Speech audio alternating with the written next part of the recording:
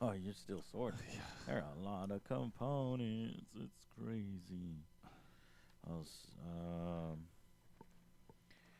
arena combat system. It's a whole system We don't. about the game. Nexus is all about having fun. This is achieved by antagonizing and competing with your friends through bloody, brutal, and often fatal combat. There's nothing cooperative about it, but you will find camaraderie in the hopelessness of trying to command these giant meat bags called helots to execute your orders. In Nexus, you play part of a coach fight promoter commanding these genetically engineered warriors to kill each other in arenas aboard giant space barges. And as you do, both the crowd and the arena are indiscriminately trying to kill everyone involved. Sounds fun, right? Yeah. Yes. All right. I wonder if this What's up? headset. Hey, what's up? Some random hobo. Pody 7, exclusion. Exclusion. AEG. I need to make this bigger for my eyes. Shift and plus. How do I? What is it? Control plus? Yeah, it's Yeah, there you control plus.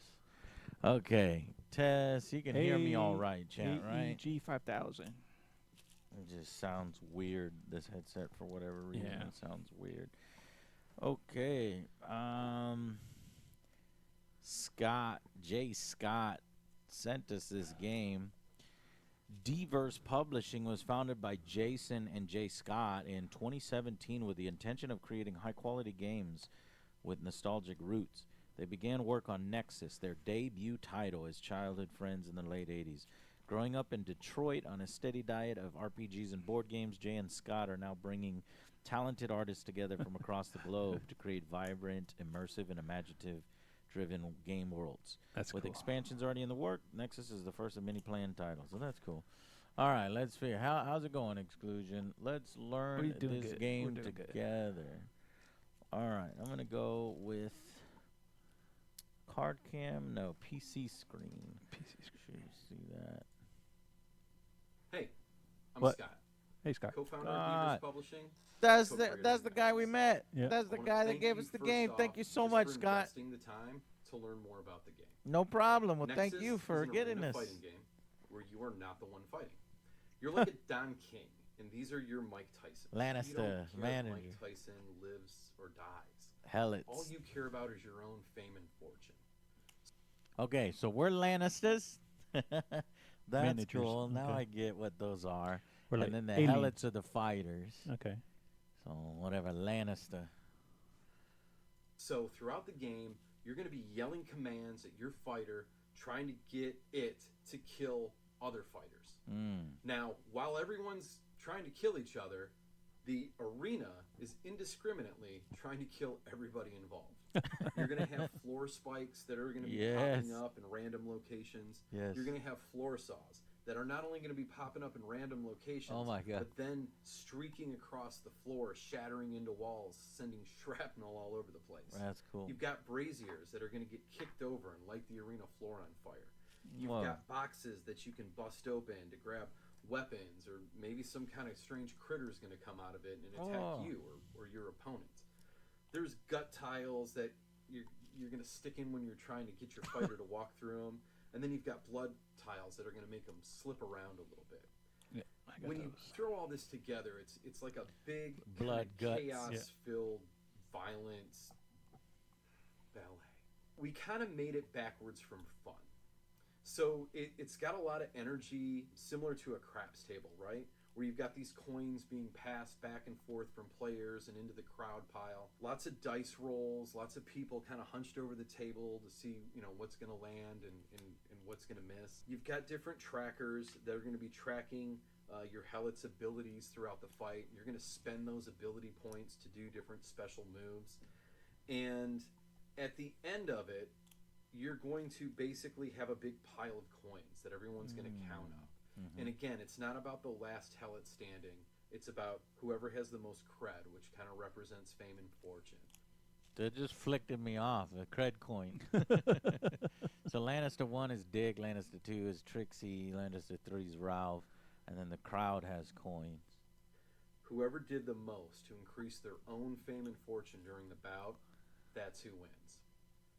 Now, I talked about the arena and how it's indiscriminately trying to kill everybody. Well, because of that, there's also a crowd pile that you're going to be tracking throughout the fight. And if nobody beats the crowd, if nobody has more coins than what are in the crowd pile, then the game is essentially a draw. Yeah, nice. This is a really quick overview of what Nexus is all about. These videos that are coming up next are going to be explaining everything in detail. We're going to talk about all the components. Yeah, this is one of the biggest, most elaborate, and high quality production games I have ever seen. And Especially for I made Street Fighter the miniatures Yeah. game, which is high production. This is on that same level. I'm so surprised. You can tell that this guy's passionate and wanted to make a good game, primarily more so than anything. And that's else. what it seems like. And a really fun thing. So, all right, that was about the game. What do we got? Components, barge walkthrough, setup, playing cred coins, ending the bout, turning points. Components individually, we're going to talk about the different actions, how movement works, how attack and defending works, grappling and grapple moves, these deception and command tokens, what they're for, and how you can use them to trick your opponents. Command token, deception token. About token. the turning point cards, which are narrative events that are going to happen during the I think fight. the weird thing is I May can't work for you, may hear work against myself. you. Usually I can hear We're going to be myself talking really about your clear. influence cards, which are Can you hear yourself when you talk? Barely. play actions that you can do, again, to kind of trick your opponents. Weapons cards, the action menu. There's a lot of stuff to cover. It's really not as overwhelming as it may seem at first, but I find that I like it when people explain things to me more so than I like reading them, which is why all these videos are being made. So this is the first one. If you look in your rule book, got one right here. If you look in your rule book, each section has a G-Man. QR code. So G-Man. if you're ever at something and you'd like a little bit more information, or you basically just want somebody to read the information that's on the page, take a picture on your phone. It'll take you right to this website for That's that cool. particular video, for that particular section QR of the book, code. and I'll be here That's to cool. walk you through it. Page. That's That's So amazing. thank you again for your interest in the game, whether you've just bought it or you're thinking about buying it, and I'll see you in the Okay, here's the second one. Components. Just make sure we got everything. Yeah. Okay, so in this video, we are going to talk about components. The first component in the game is the game board.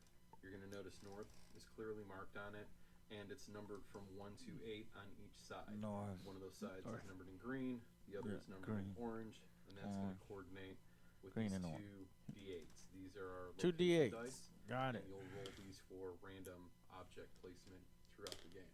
Nice. You'll also notice that you will That's have cool. a compass die. This is another D8, but this is going to have north, south, east, west. You'll also notice that north is clearly marked on the board. As far as dice go, you're going to have the attack dice, which are the 5 red D6, and you're going to have the defense dice, which are the 5 blue D6.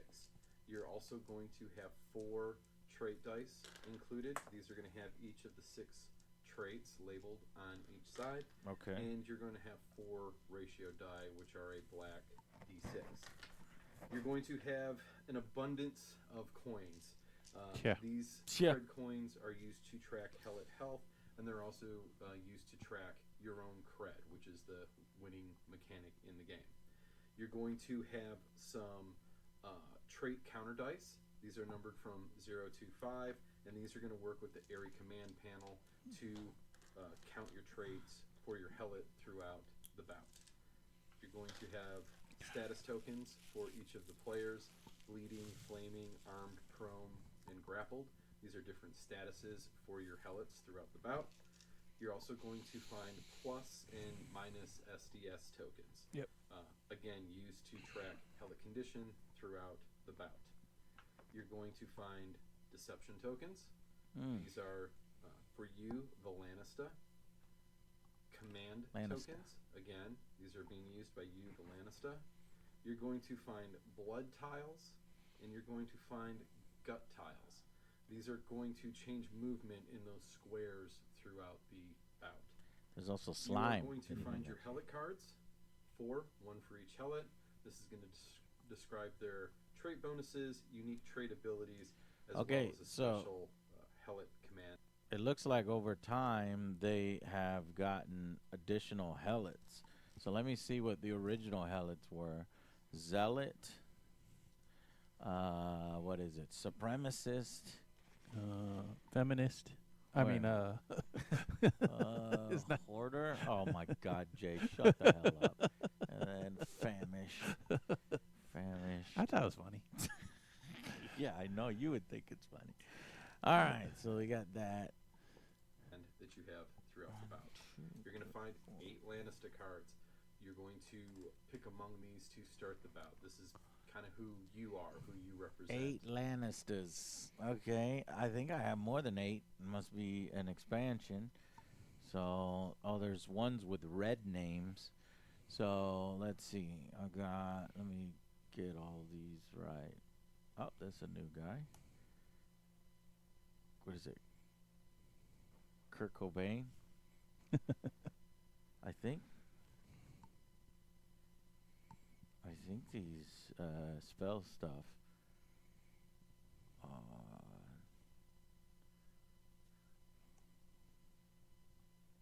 Yeah, I have no idea what this. This is a 1, and then 2, 3, 4, 5, 6, 7, 8. Okay, I found the original 8. Original 8 are right here. Chat's saying the volume's a little low. On the video? On us. On us. Yeah, I found that to be the case, and I'm not sure why. Let me look. I guess I'll increase this test. Yeah, I mean, so weird. Let me put this headset on real quick.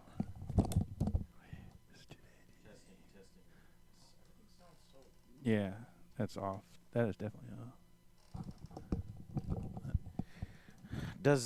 That one sounds fine. This one sounds fine. Yeah. Well, I don't know. There's something off about our setup today. I can't pinpoint it.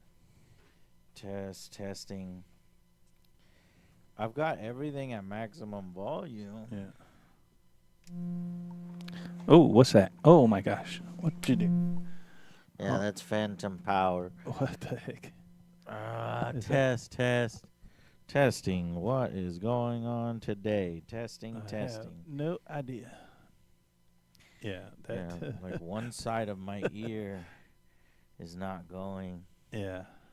Test. Okay, now we got the volume. Test. 1, 2, testes. Which one are you, Jay? Keep going. I think I'm number 3 or 4, something like that. I don't know. I'm not sure. What the fuck? You're not on any of that. No? Yeah. Oh, that's bullshit.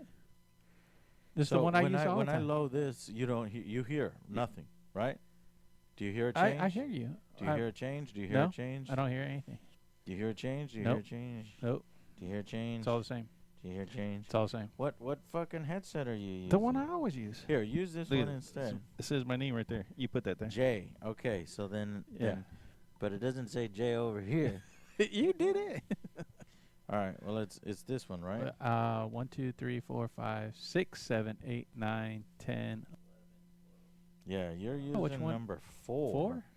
But I can't tell where number 4 is on this. Number 4 on this is green. All right, this should change you. What about now? Oh, there you go. That seems like it's going. Yeah, that's Now- it. That's it. Now I'm testing. Yeah, it. that's it.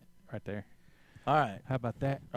Chat, are we sounding a little bit better? That's a little bit better, I think. It's just weird sounding on our end. I think something happened during a electric storm. When we were gone, power went out.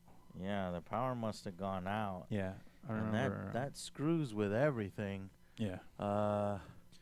No raging waves today. Can you let me know? What? Is this, Raging are we waves? Okay. Yeah, that's the guy's name. Oh yeah. Okay. No raging waves today. He must be in Hawaii. Okay. Yeah. Yeah, or Thailand. It's decent right now. Sounds. But this one Oh my God! is, actually magnetic. Ah, you motherfucker! Sorry, chat. My God, I don't Iron know. Man Phoenix thinks. I don't know if it was that loud on their end. See, that's not that's loud not for that- them. That Oh, was for That us. was just us. Yeah, that's so that we can. Oh my gosh. So, damn, that was loud. Iron Man Phoenix, thank you for gifting a sub. And blowing Vengeful out War our Song, ears. welcome to the stream. Petchy Hele. We're going to go back on over here and listen to these components. And about. There. These are the dime That's kings, not bad. if you will. They're going to have different stats for the Lannises on the back of them: influence, deception, and command. So I feel like each You're one going of to these find an assortment has a name of miniatures within the box that's as well. hidden. You're going to find 4 Oh, really? miniatures. You're going to find various hazard miniatures such as the braziers, the crates, floor saws, and floor spikes. You're going to find obstacles, which are these columns right here. You're also going to have the Okay. area command. I gotta ask a question. Now, your area command panel is going to look. What do you got to ask a question for, Jay? Are those boxes just ridiculously oversized? Yes, it doesn't matter. It's for visual I get it. clarity. I get Now it. shut up. Oh my gosh. They're so big. A little bit different than mine. They're cool though. Mine, They're these are awesome. my prototype And these- area command panels I that chucked this I at had somebody. CNC machined.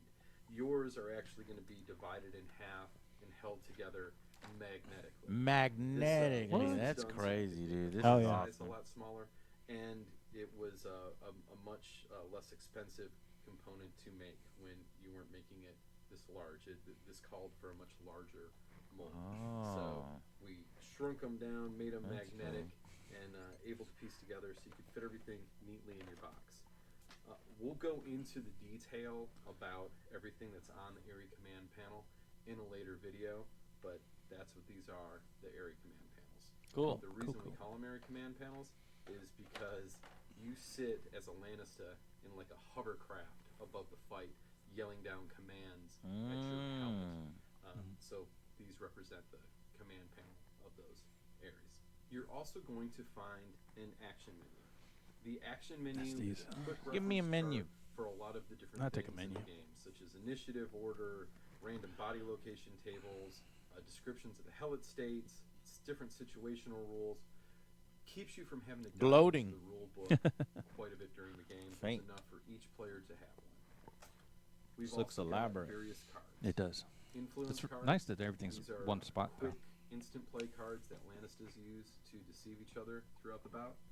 Weapon cards. These are going to describe the different weapons in the game and their effects. Turning point cards. These are random narrative events that are going to happen throughout the course of the bout.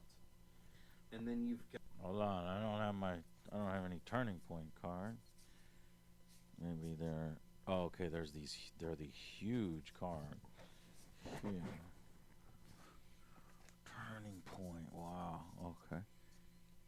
Oh, God, I love this. I love this guy's PVC components. The PVC cards make a The difference. don't they? cards make a huge difference. The component upgrades, Yeah. already worth it. Yeah. It's already worth it. Okay. Here we go. got your hazard cards. The hazard cards are, again, quick reference sheets for different hazards that you're going to be using within the bout. If there's any special tables that a hazard needs, card. those tables are going to be found on these cards, once again, to keep you from having to dive in and out of the rule book. Okay. We're going to go over I have all of those this in here. much more detail in the later videos. I just wanted to kind of give you a quick overview of the game's components. All right. Cool. Yep. So we got that. Barge bout walkthrough. So here's our first walkthrough.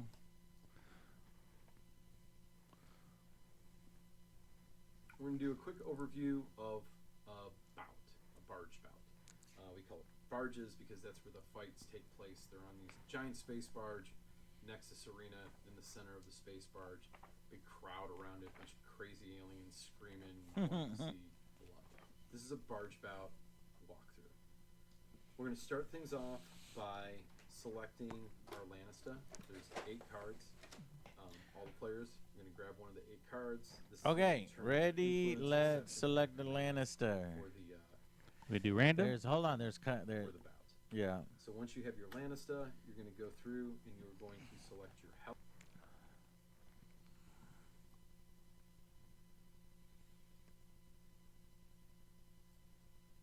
You're going to go through. All right. So we select our Lannister first.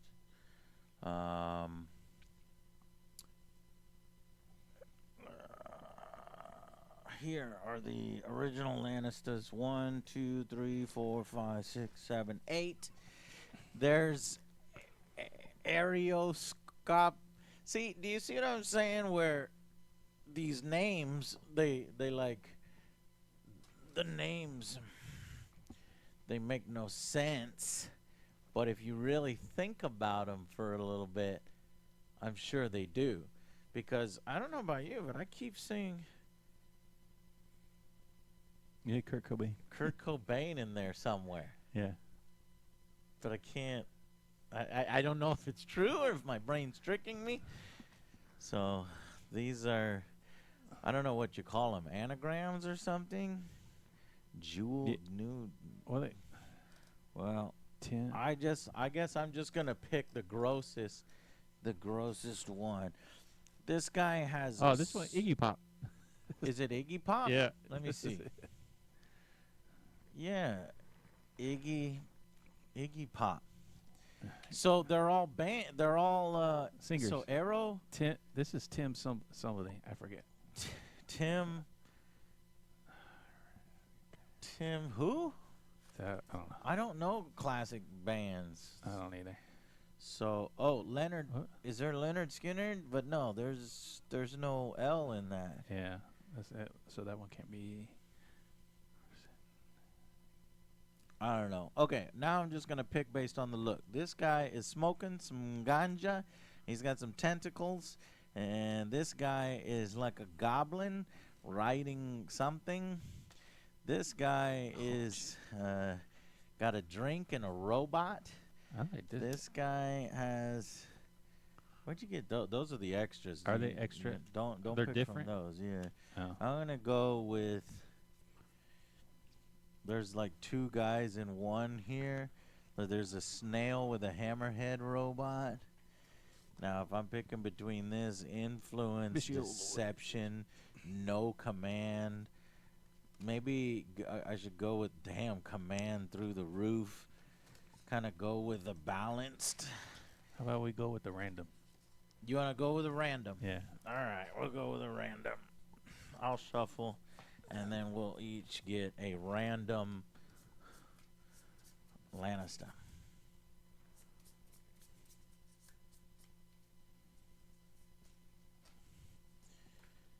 I got. Oh, that's pretty bad. 3-1-0. What did you get? I think I got 1-3-0. this old guy. 1-3-0. Yeah. 3-1-0. So we're basically opposites. I got this like shark guy. See, mine's you sound my like sound. shit. Yeah, it's like digitized or something. My voice, like auto tune. It's an auto tune. Yeah. Hang on, man. We're having audio issues. Man, I want to know what all these names are now. Because they have to be like band names or singers. Because 2 of them we figured. Darn you, carrot cake! Some of these are You really have no loud. Super Saiyan! But I don't What do you know mean, Virginia? Which headset? All right. Because I can't explain that. Blood Razor, thank you very much. We're having audio issues right now. All right. This one's off. Apologies. off. Go again? This one is off. I No. believe it's off. No, Is on? I can I hear can't you. hear shit. I can hear you, but Keep going. how about now? 1, 2, test 1, 2, 3. Apache Heli, what's going on? He says. Fuck. Now that's loud. Something is wrong. Twisted Wolf, Angry Army, what do you think of Nintendo doing the high prices? The high prices? Boycott. I ain't fucking paying this fucking bullshit $90, $80 Mario Kart. Get the fuck out of here. Right. If y'all are the ones leading the charge to increase the prices in the industry, I'm not going to have it. I'm worried that Rockstar is now going to increase their price of Grand Theft Auto 6 because they see these motherfuckers. Is this what? So we got to fix our audio, chat. We'll be right back. Tariffs will be. I don't know what's going on. Tariffs going to make it higher. Yeah, and then to fuck Donald Trump. How about that? How's that? Fuck Donald Trump and his stupid fucking tariffs. It's a tax on you. Okay. You see the economy in free fall right now? Test. The guy is also lying about the tariffs. China doesn't have a 60% tariff on us. It's a 7.4% tariff. But they're using ChatGPT to run the fucking country. Test. 1, 2, 3. Test. I hear the delay. It's such a weird audio It will be glitch. like $600 console. Blah blah blah blah blah blah blah blah blah blah blah blah blah blah. Huh. I don't think I've run into this before. Huh. More. Blah blah blah blah blah. I can't get this damn thing to work. Maybe is it the what did the goddamn the storm? Wow, they really jacked up. Maybe I need to switch soundboards. Is that because that one seems like it's not working, but just for the main volume, right? Yeah, that was supposed to be. Honestly, it's been so long, I don't even remember why I used that one. That one was to help with something, and it's not helping. It's not helping. Yeah, the last thing you did was loud. Well, yeah, that's loud for us. Thankfully, chat's not having their ears blown out. It's only our ears that are getting blown out. Exclusion. Origins. We might. You guys need to go to Origins. What's that all about? Origins like another game. Another game convention. Just smaller, bigger. It's a smaller. I'd say it's a smaller Gen Con. Yeah. Hey, guys, do we sound like shit? Does the audio quality sound all right? I think it's just corrupted for us, Jay, because we're going through that green one. Yeah. And I think maybe the green one took a hit in the storm or something. But we're not robotic sounding, right? Because I'm robotic sounding right now. To you? Yeah, to me it sounds robot. Yeah. To me, you're fine. Yeah, I think what's happening is one of our audio things has just I'm gonna go back to this one. Taking a shit. Oh, that's good. That right there. Leave that there. Yeah. Shit. Well, I turned the whole thing off. You're not gonna be able to hear anything. Okay. Until I turn that one's good. I mean, right there is fine so to me. Half mute, and then there's mono and stereo 1, 2. I don't know what all this is. Yeah. Whatever. Well, that's true. Taboos. Damn it. All right, well, we're just hanging out. Jay always sounds weird, but I guess it's normal. He's making a joke. There better be a joke, Tavoons. It is a joke. All right. I think. I don't know. All right. He's not my biggest fan. Drew, he's nobody's biggest fan. And once you've selected your helmet, you're going to... Okay, select your helmet. So now we go and select our helmet. Since he did that one. He did the hoarder. Do I a supremacist? Yeah, that's Jay. Okay. And then I'll be the. I wanted the feminist. I mean the feminist, yeah. famished, the famished. You be the famished, and then I be the supremacist. Okay. All right. Okay, so we've selected our Don King promoter, and we've selected our Helot/fighter. And now what do we do? So, actually, is there a miniature for these guys? Yeah, I think so. Okay, hold on. Let me go look here. Yeah, so there's 4. You picked I picked the supremacist. Yeah. And then you picked this guy? No. Yeah. No, that's this guy. He's like eating something. Famished. This guy eating some? Yeah, I think that's it. Yeah. Okay. Looks like him.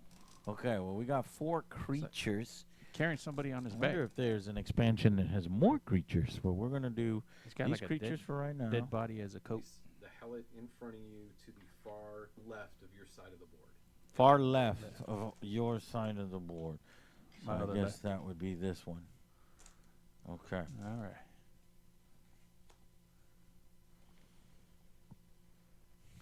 Unique trait abilities. Puke your guts out. Leftovers.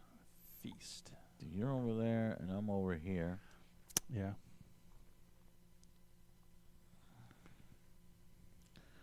Okay. Hello, Zachary. Welcome, the Laughing Man. How you doing? And the helmet's going to be facing away from you. Okay? So the board will be set up like this if there's 4 players, and this would be the starting positions for the helmets. Once you have your helmet picked out, you're going to set the traits based on the helmet's starting traits that you'll find on the okay. card. And once you have the traits set up, Where's the... Yeah, I don't. Oh, there they are. Where? It's 2 will, 1 snag, 2 physical, 1 swag. Where are you seeing that? On the top? Keep looking. You can find it. It says instinct. Yeah, so Physical. trait counter die is numbered 1 through 5. And if I look here, the first one, and this is the one that he said if you brush it with white. So willpower. My willpower, 2. Headbutt, 1. Oh, I guess I don't really see what they mean, right? Trait counters. How am I supposed to go from this trait to that trait? So, all right, we have our first question. Wait, play it some more. See what... Because it doesn't make sense. Yeah, it said trait counters. Hellet trait. Each trait has the following traits: willpower, instinct, physicality, deftness, swagger, and cunning. The Hellet's trait advantage value will be increased corresponding at the start of the bout. But I don't know what the starting traits are. Do you? No, that's what I was asking. It Like, doesn't 'cause it- really show on the Card. on the card, Right. which is I guess the first thing that players are going to run into as an issue. See, here's your hoarder. Famished. Come on. What's weird is, so what is his handsy? Do you have a handsy at the bottom of the card? Look. No, What do you I have? got feast. Let me see if his card is the same card as me. Willpower, physicality, swagger, yes. Headbutt, will, grappling only cost. Yeah, he's got the same card as me.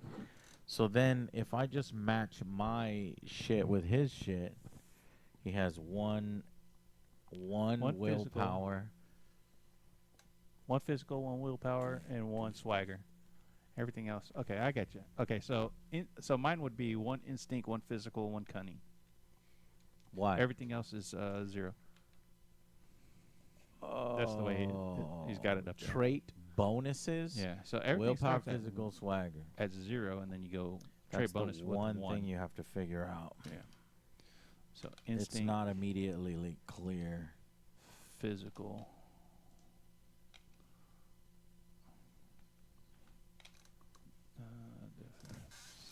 So you're saying because I have 1. willpower, Yeah. it's 1. Yeah. Instinct, I have nothing, so an X. Physical, 1. Deafness, I have nothing, X. Swagger, I have a 1.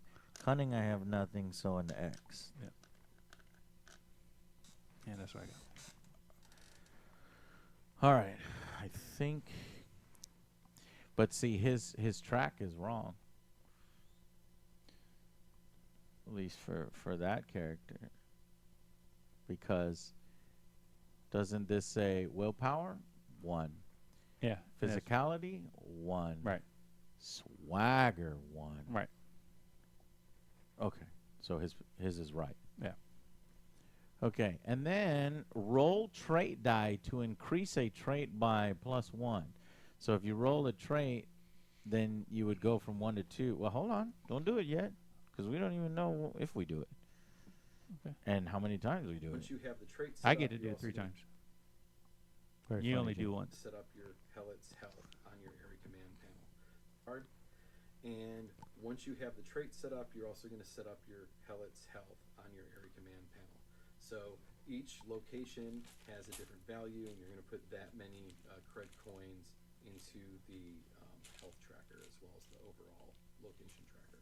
Well, wait a Now, minute. after- Then tell me what.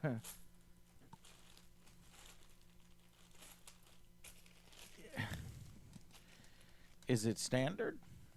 Fuck, I don't know.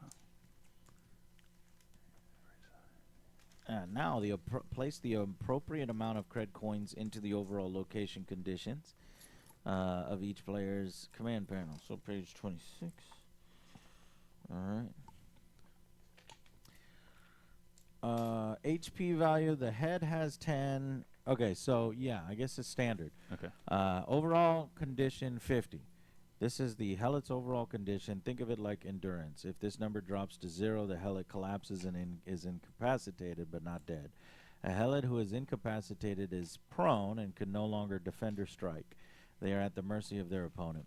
Attacks and any other attacking action against... Okay, so I guess we get 50 coins. It might be different. Here, so give me 12... Or give me 10. Oh, thank you. And 10 goes into the head. Yeah.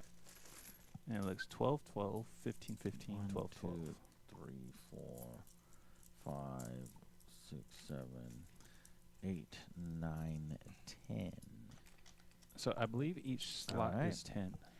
And then chest is 12. What is that? Left, lower, right, upper. Chest is 15. 1, 2, 3, 4, 5, 6, 7, 8, 9.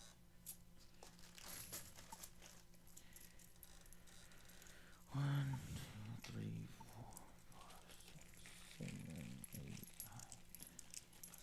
12, 13, 14, 15.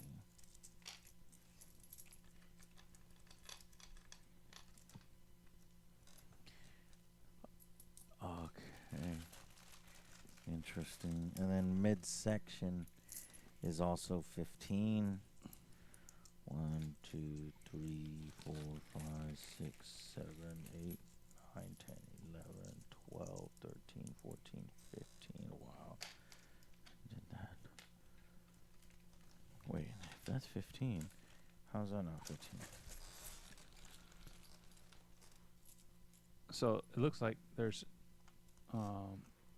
each of the slots can hold 10.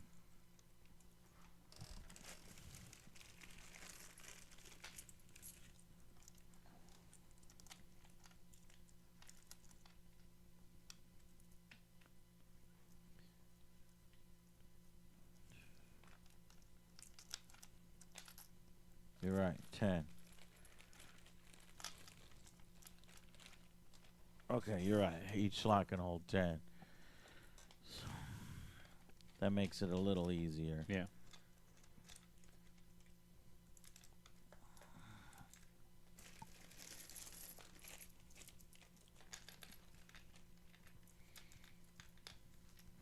So 12 on the back end, 12 on the front end.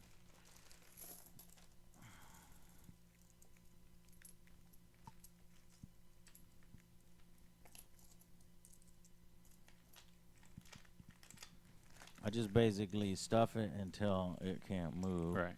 for the 10, and then add 2 more for 12. All right, I'm set up, but now I need that big 50. Yeah. Here, another bang. Yeah. So I guess since there's when there's 4 fighters, That's when the whole board is Yeah. fucking filled with coins. God damn it! I hate our fucking new audio. That sucks. Yeah, we gotta play 1, with that. 2, 3, 4, 5, 6, 10.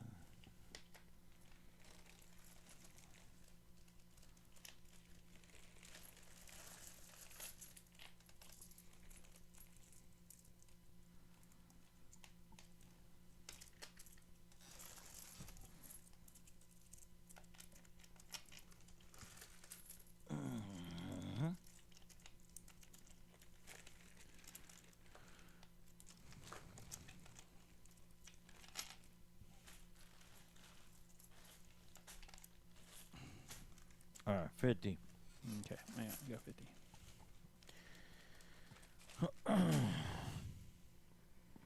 I think we should supposed to do the roll. Now, after you've got your Lanista and you've got your Helot picked out, you're going to distribute. Did he say to roll the dice? No. So But it was on influence the cards chart. are gonna be He didn't passed, say to roll the dice. around So, until and he didn't give they're us all- instructions on how to roll the dice and how many times to roll the dice. So right now, we have no idea how to do it.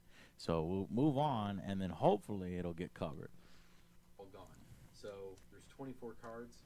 If you've got 4 players, everyone's going to get 6 cards. If you've got 3 players, everyone will get 8, and so on and so forth. But you pass these until they're all gone, and So, then right there, you pass look Shuffle at the your deck of influence influence that you cards and distribute all cards evenly. It's because What the fuck? It's because when he's talking, it's this. Oh shit. No. No. Never mind. Test. Ugh. That was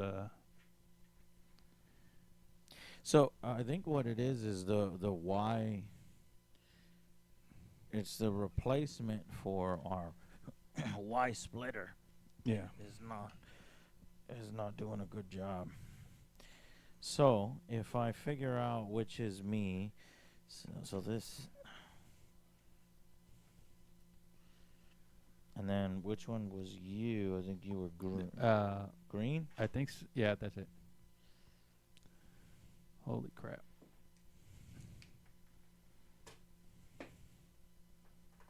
So now Okay. it's That's it. That's, what? Yeah, it's that board that's the problem, I think. Yeah, this board is probably shot. Then we had We have some backup boards. yeah, but didn't we have a problem with that board last time?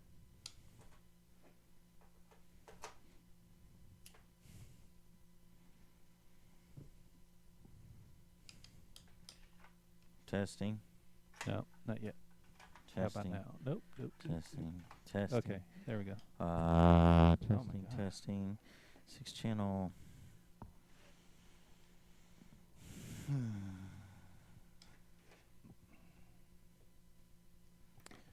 This is crazy. Just one little power outage will fuck things up Yeah. for hours.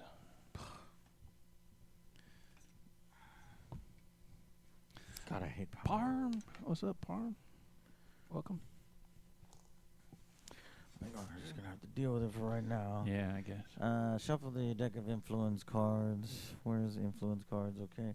And then distribute all cards evenly face down to each player. Players may now look at their cards. Keep a number of cards equal to their Lannister's influence. Wow. What's your influence? A big old one.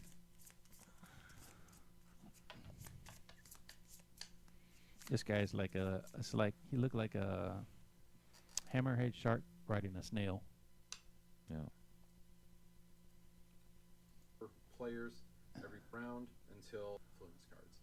So the influence cards are going to be passed around until they're all gone. 24, so that's 24 12. cards.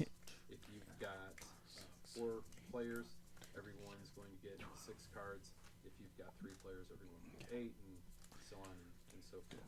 But you pass these until they're all gone, and then We could play with 2 look players, at right? your Yeah, influence yeah. cards It's 2 to that 4 you've been players. Dealt, keeping them to yourself. You keep the amount of influence cards as indicated on your last. I already see which one I'm gonna take. My whole one. All right, so my Lannister was what? This guy? I could keep 3 Yeah, influence that's cards. pretty good. Um,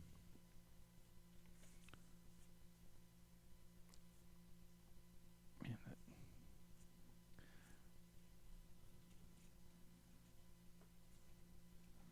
buzzing sounds driving yeah. me nuts. What? That buzzing sound. What That about it? it's driving me nuts. Yeah. I could just swap the boards and try. No, First we're, off. we're good. We're good. Let's just go power through it. I mean, I just hope the I hope I well, can check fix says it's the audio's okay. Yeah.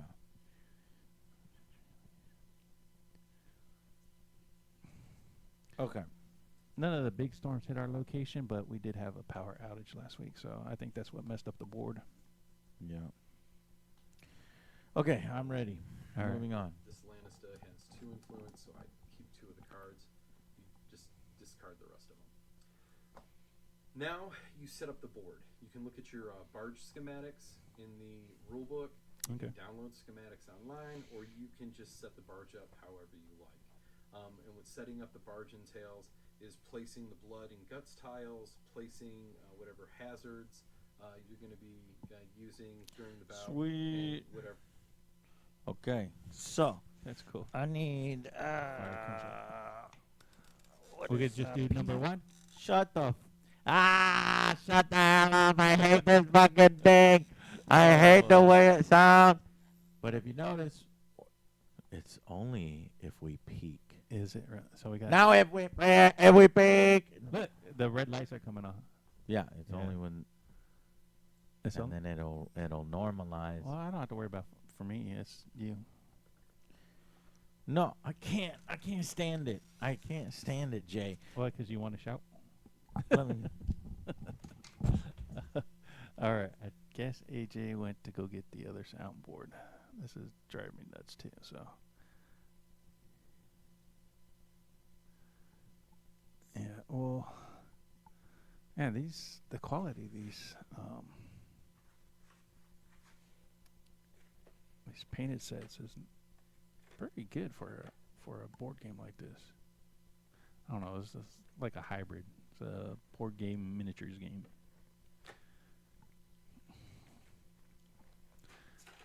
Oh, he brought 2 soundboards in. One of those is a bad one. Yeah. Yeah. That. Hey, you know what? That's the one. So we changed it out, and this happened last time. Fuck. It's different. It was just like. Yeah, it's the same. Different problem. But it was the same effect. The power went out. The power went out, and that shit happened to it. Yeah. So this is my oldest board.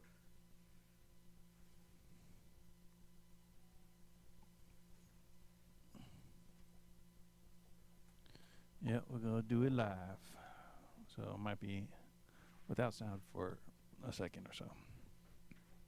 Stay with us. If I had sign language, I'd talk to you guys, but I don't know sign language. A couple signs, but that's not for kin friendly. All right, here we go. Changing sound right now. Hopefully this works. I have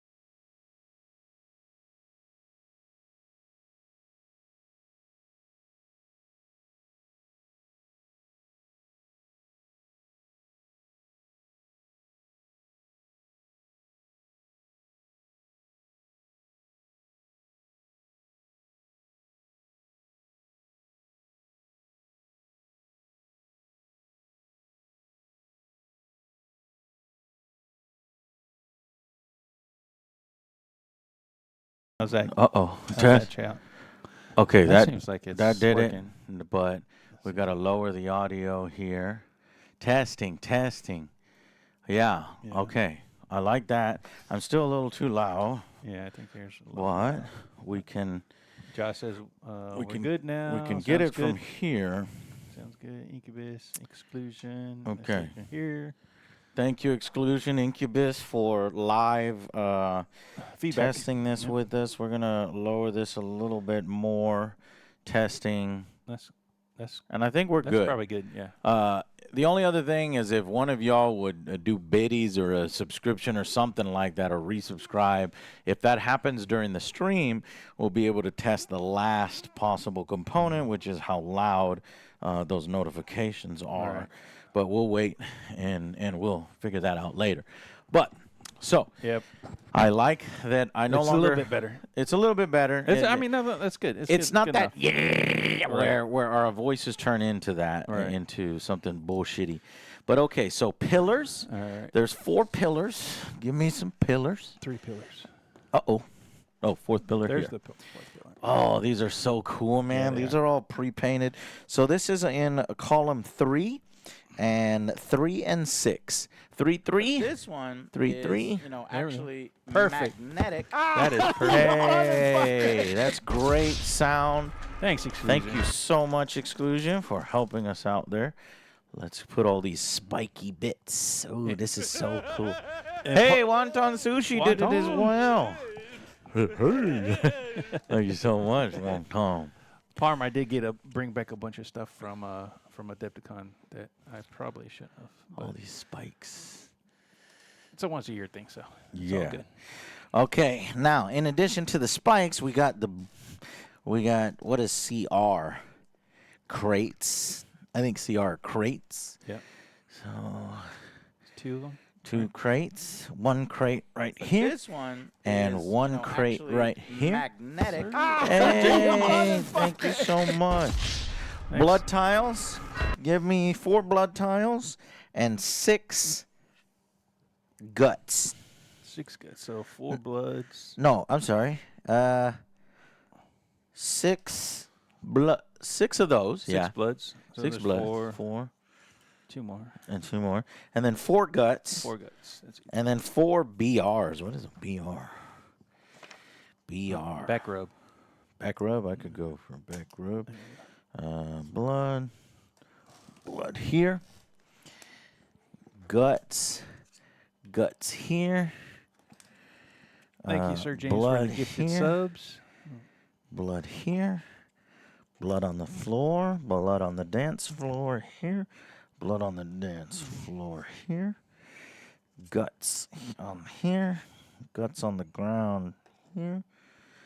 Guts Man, Nope. no one cleaned the arena. here. Nobody cleaned the arena. We would just need to figure out what BR is. Is it the green? Oh, these green things? brazier. Brazier? Oh, those Brazier? these the flames. Aha. How many? 4. Oh shit! This one. All right, so there's a Fire came out. brazier there. Yeah, the fire I think supposed to come out when you Knock it over. knock it over. Brazier here. Brazier here. It's not a bra. It's a blazier. What? What's it called? It's not a brazier. Brazier? No, that's a bra. Oh, what's a Blazier. what's this called? Blaze, like blaze. Blazier? No, it's a brazier. That's how you pronounce that. Brazier. Brazier? Not brazier. It's Brazier? brazier. You think it's brazier? Yeah, it has Maybe to it's be. brazier. Brazier? Yeah. Brazier. Whatever. Paper biscuit was a blazier.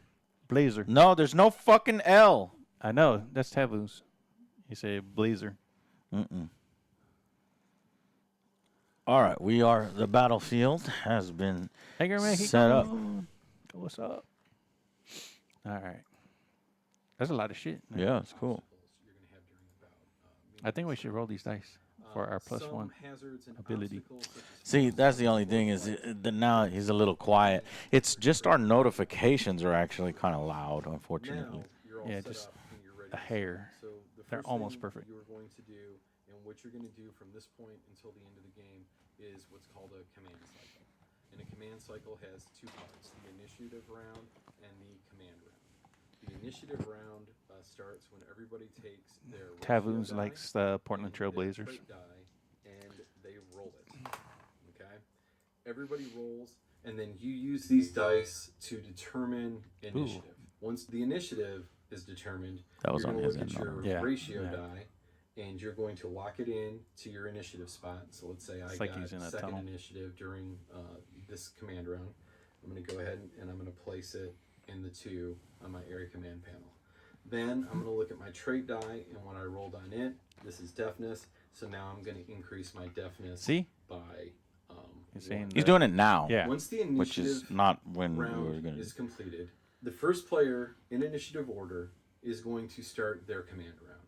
And the command round is going to involve a few different things. It's going to involve tracking your turning point counter, resolving any hazards that may be triggered by that, also resolving any statuses that you may have at the beginning of your command round, such as bleeding or flaming. Those will do damage to your helmet throughout the course of the fight, and that damage is done at the beginning of your command round before you do anything else. You may have a turning point that has instructions throughout the course of the fight, which you'll handle any of those actions as well at the beginning of your command round.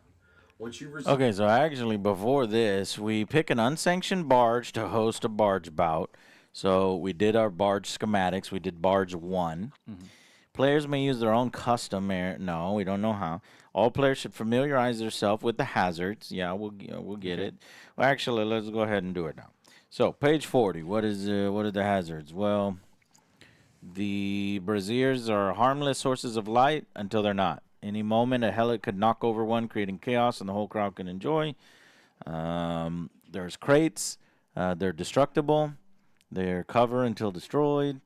And then there's saws, floor spikes, but I think those happen afterwards. All right, so now place 5 cred coins per player into the crowd coin pile. So that's 10 total because there's only you and me. And the crowd coin pile, at the start of each bout, 5 cred coin players are placed into a special area designed as the crowd coin pile. This pile of cred coins represents the entertainment value of the match and the crowd's perception of the players' performances. At the conclusion of the bout, this pile will measure if the crowd felt a player deserved the win or thought they just got lucky. Important note, the initial crowd coin pile coins are taken directly from the box, not from the players. Increasing the crowd coin pile. Damage done by hazards, turning points, other non-hellet entities, overall condition costs for various commands, and unspent movement points or action point penalties. Whether you're drawing from your own cred or your hellet's overall condition, place these cred coins into the crowd coin pile. Note, if the crowd coin pile is empty, the only time you may draw more coins from the box is if a player needs a coin to mark their turning point counter. Otherwise, coins are unavailable. Okay, so 10. Got it. Now, moving on. When ready, shuffle the turning point cards and place the hellets in their starting positions. Okay, I'm shuffling all of these turning point cards. And then the command cycle is page 10. To begin each action cycle, an initiative roll is made with each player simultaneously rolling a ratio die. That's a black die. So you roll a black die and I roll a black die. Now, before we do this, let's get our music going. All right, and then let's see what's going on. Okay, ready? All right. I rolled a 1. 3. You rolled a 3. So, along with a trait die. Oh, sorry. Here, take 1 white and roll it. I got cunning. 1 cunning. 3 Insta. 3 Instinct. Instinct. To determine the following: the player command round turn order, the action movement ratio of each player's helmet. I think that goes in one of these 4 slots. Yeah. Updates to the player's helmet traits. Once the turn order has been established, players may make updates to their turning point counter.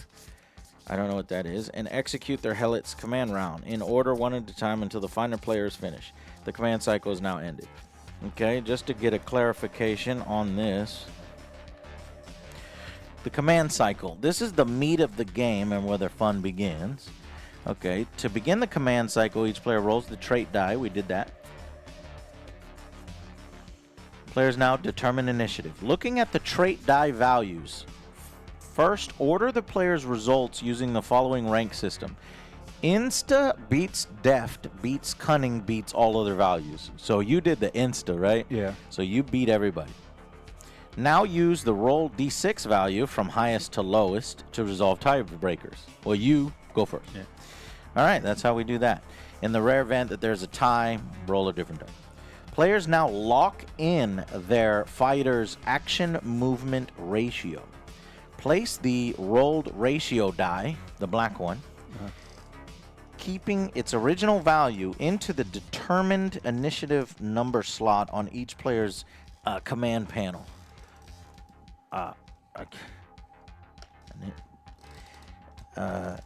What? You rolled a 3. Do you put it into the 3? I guess. Place the rolled ratio die, keeping its original value, into the determined initiative number slot on each player's command panel. Players now update their fighter's trait advantage. Refer to the value of the trait die and increase the corresponding trait counter on your area command. Refer to the value of the rolled trait die. And then, okay, so you have insta, Right. increased by 1. I have cunning, increased by 1. So I put a 2. So mine goes to 1. Mine goes No, to 2. it just goes. It says raise it by 1. Yeah, it goes to 2. From 1. Because I already had 1. Yeah. Okay. All right, let's get rid of this trait die. Dodger Dude. Dodger Dude. Hey, Joe, enjoy the Adepticon videos. Oh, thank you. I like that you try to give some of the smaller developers their own time on camera. Yeah, we're trying. We're trying. What's up, Dodger Dude? I think they won. They're beating the Phillies a minute ago. So. Go Dodgers. Okay, let me make sure. Let's get a little update from Scott here and see if we did that right. Resolved all your actions and statuses and things like came that. back and beat us, and you've placed dice to determine schematics in the rulebook. You can download schematics online, or you can just set the barge up however you like. And what setting up the barge entails is placing the blood and guts tiles, placing whatever hazards you're going to be using during the bout, and whatever obstacles you're going to have during the bout, meaning these columns. Some hazards and obstacles, such as floor saws and floor spikes, you don't set up at the beginning because they're triggered throughout the bout.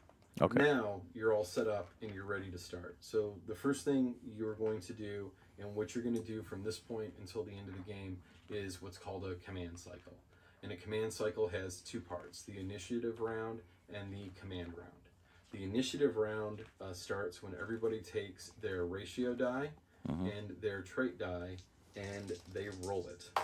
Okay? Everybody rolls, and then you use these dice to determine initiative. Once the initiative is determined. So that ratio to die determines how command points are split between actions and movement, and the trait die rolled to increase the trait reserve, add +1 to that rolled trait. Both dies are used in determining initiative and establishing order of play. So maybe we'll just take the die that we rolled and slot it here next, just so that we know. Can you give me that? Yep. What did I roll? Cunning, right? Yeah, I think so. Cunning. Okay. You're going to look at your ratio die, and you're going to lock it in to your initiative spot. So let's say I got 2nd initiative during this command round. I'm going to go ahead and I'm going to place it in the 2 on my area command panel. Then I'm going to look at my Oh, I don't think you changed the number. So you are placing your rolled 3 into 1 because you rolled insta. You're first. See what I'm saying? Okay. And then I'm second with a rolled 1. See right there. Increased. Because he. Let me just Defense take is- this over. We can't have two people and they want you always, like countering everything. Let's just try saying, this. look at it. Look at what? See where it says top def? top left? Yeah. Okay. Deafness, yeah. Yeah. And then it Equals. goes equals deafness goes from 1 to 2. Yeah, Yeah. we already did that. I'm just doing what he just said right now, which is a Okay. different thing of different area of the screen. trait die, and when I rolled on it, this is deafness. So now I'm going to increase my deafness by 1. Okay, we Once did that the just now. initiative round is completed, the first player in initiative order is going to start their That's command Jay. round. And the command round is going to involve a few different things. It's going to involve tracking your turning point counter, resolving any hazards that may be triggered by that, also resolving any statuses that you may have at the beginning. And this of is an your command overview. round, He goes into such each as of these a bleeding little or bit more in flaming. depth here. So Those will do damage to your helmet throughout the course of the fight, and that damage is done at the beginning of your command round before you do anything else. You may so have far, a no turning statuses. point that has instructions throughout the course of the fight, which you'll handle any of those actions as well at the beginning of your command round. So do you see here? So your result on your ratio die is a 3. So your each round take a cred coin from the crown pile. Your cred coin from the crown pile would go into slot 3. My cred coin from the crowd pile will go into slot 1. Okay. Why this matters, we don't know. Yeah, But no. it'll get there. Right. When a cred coin occupies all 6 slots, a turning point is achieved.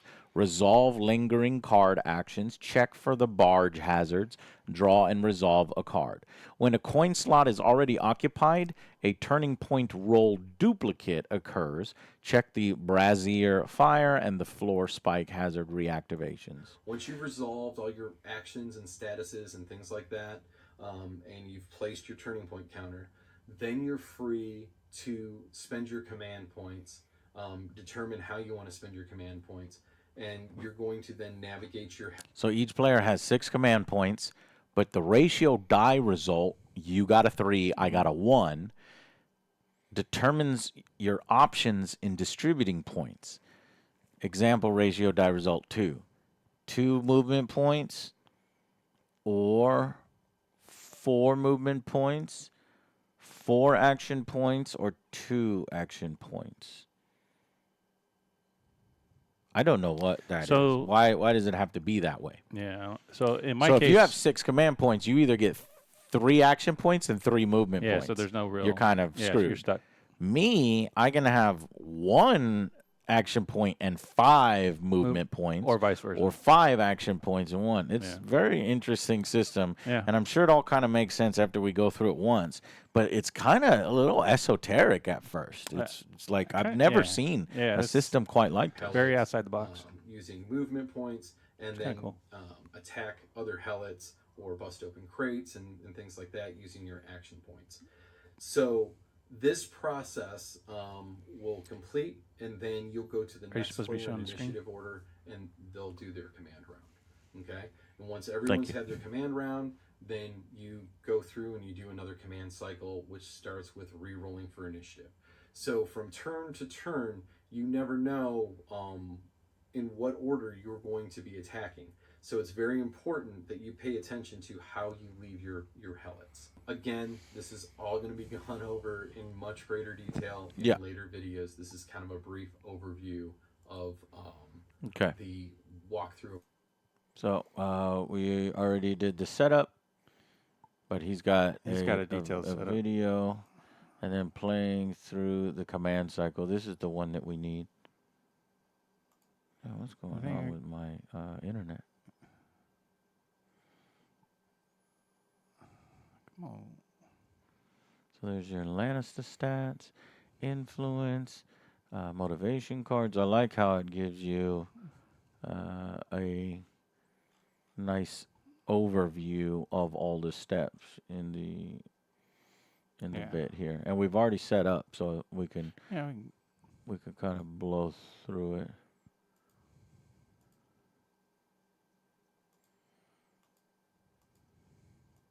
Oh well, we might want to do it. Playing through the command cycle.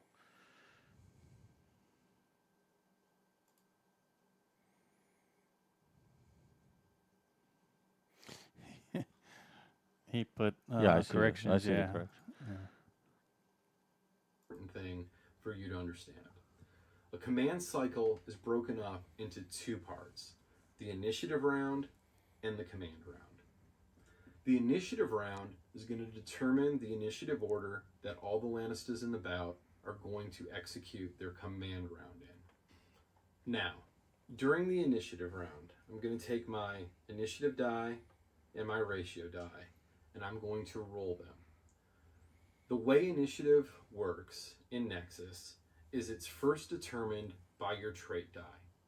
Instinct comes first, followed by deafness, followed by cunning, and then the other three traits are tied for fourth. So the first thing you do is you go through and you resolve it in that order.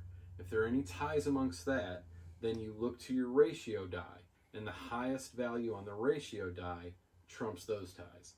If there's still a tie, if someone rolled the exact same initiative and the exact same ratio value, then you're just going to have a roll off between those two players.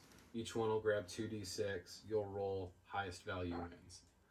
Once you've determined your initiative order, you're going to take your ratio die and you're going to lock that in on your initiative tracker. Let's say I had second initiative for this command cycle. I'm going to find the 2 over here, and I'm going to lock my die value into the 2 spot. Then, once I'm done doing that, I'm going to update my trait counter. Whatever value I rolled on my trait die, I'm going to increase that value by 1 on my trait counter. Now that we've determined initiative order, we're going to That's move on super to simple. command round. Yeah. Once We're you've gonna take learned it. those Yeah. in that initiative order.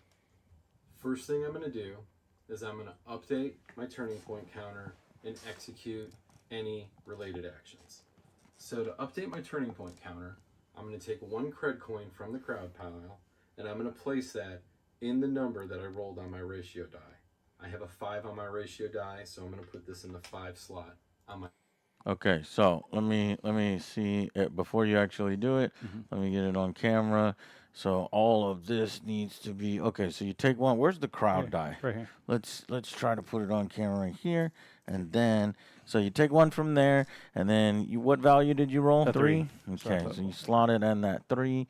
Okay, and then if I were to do it, I would slot it here in this 1. I'm not sure if that's what I'm gonna do, but not on my turn, but we'll see. But that's definitely what Jay does right now. Yeah. When placing the coin into the turning point counter, a couple different things may happen. This could activate a hazard if there were already a coin there. That would be called the turning point duplicate, and that may spawn a floor saw or floor spikes to appear on the board. Okay, well so far we So only I have would 1 coin, then so no floor grab saws my and no navigation die spikes. along with my directional die and roll to see where on the board that happened. I would play that action out, and then I would come back to finish the rest of my turn. The other thing that may happen when you place this coin here is it may create a turning point, which means each one of these slots from 1 to 6 become filled with a coin. And if that happens, I'm going to draw a turning point card, and I'm going to execute any actions that it tells me to do on that turning point. Once I've resolved whatever that is, I'm now free to spend my command points on movements and actions. Now, before I do that, I need to declare how I'm going to spend this ratio die. Like I said, I rolled a 5. So I can do 5 actions in 1 movement, or 1 movement and 5 actions. A movement can be something as simple as just moving your helmet forward or rotating. An action is going to be things like attacking another helmet, Rotating costs an movement point. Rolling a 5, I'm obviously at this stage in the fight going to want to use it on movement. So I'll move my helmet 5 spaces. Well, he's coming after that one. I'm going to have 1 action point left over. That's probably not the best idea. But what if I did this? 1, 2, 3, 4 movement, and then I use that 1 action point to kick over this brazier and light the floor on fire. And then I've still got 1 movement point left, so I'll rotate so I can be facing this helmet over here. Okay. You can spend your movement and your action points in whatever order you like. They don't have to be spent all together. You can move a couple steps, attack, and then continue moving. The important thing is that you try to spend all of those points. Now, you have to declare how you're going to spend these points before you actually go through and move them. So once I declare that I'm going to spend 5 on movement and 1 on action, the other Lannisters do have the opportunity to use a deception token. If I don't spend all of those points, any unspent points are going to aggravate the crowd, and they're going to start throwing things at me like feces or broken bottles. If you don't spend all of your command points, you're going to suffer a penalty of 1 cred coin per every command point that you don't spend. Those cred coins are going to come from your cred pile. If you do not have those available in your cred pile, they'll come from your overall condition. So, at the beginning of the fight, rolling that 5, if I were forced by someone using a deception token to use all 5 of those points on action, my helot would essentially be stuck not being able to spend those points. And having no cred in my cred pile yet, I'd lose 5 of my helots overall into the crowd pile. Something else to remember, command points do not carry over to the next command cycle. If you don't spend them, you lose your overall, and that's the end of the story. Use them or lose them. Okay. That made sense to me. The only thing we'd have to check is at the 3-minute mark when I'm talking about spending command points. I say it could be spent on 5 actions and 1 movement, or 1 movement and 5 actions. This is obviously the same thing I meant to say. Oh, no, that I understand. Okay, cool. So, let's say, Jay, I think we can maybe take it from here. Tell me what you, so you rolled a 3.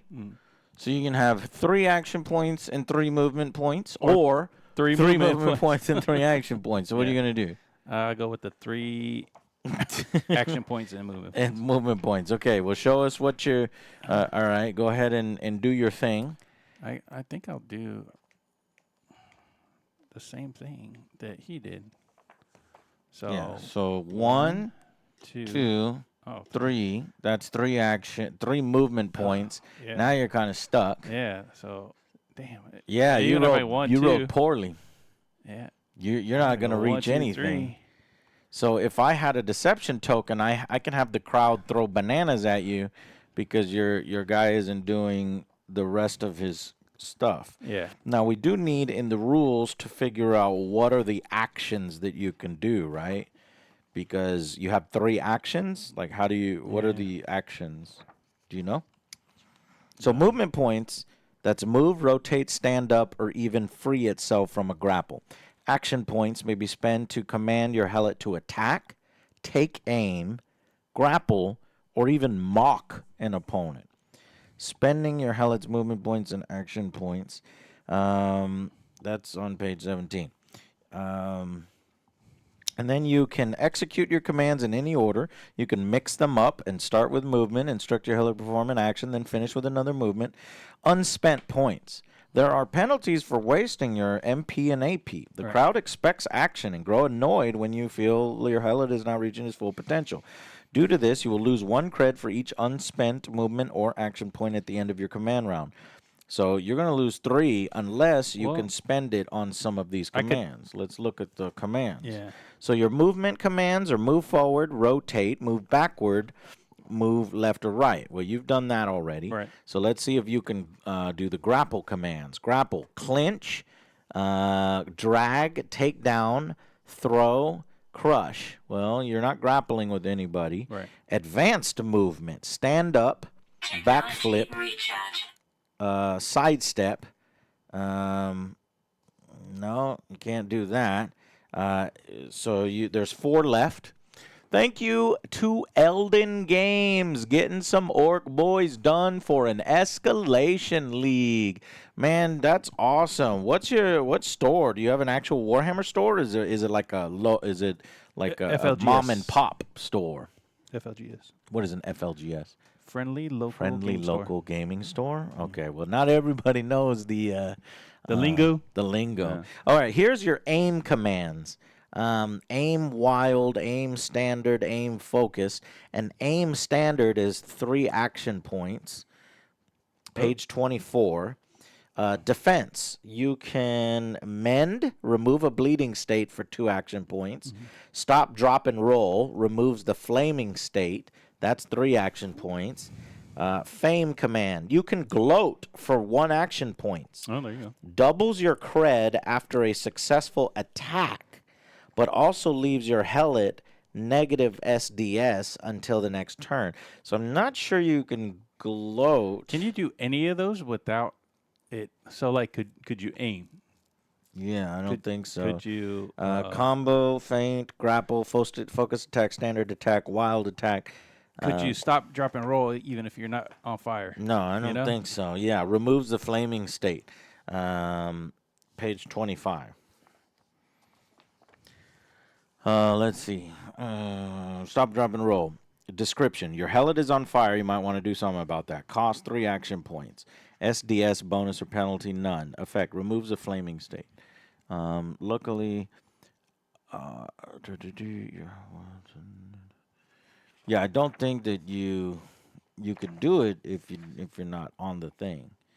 But let's go ahead and look at all of the commands and have him go through it for us.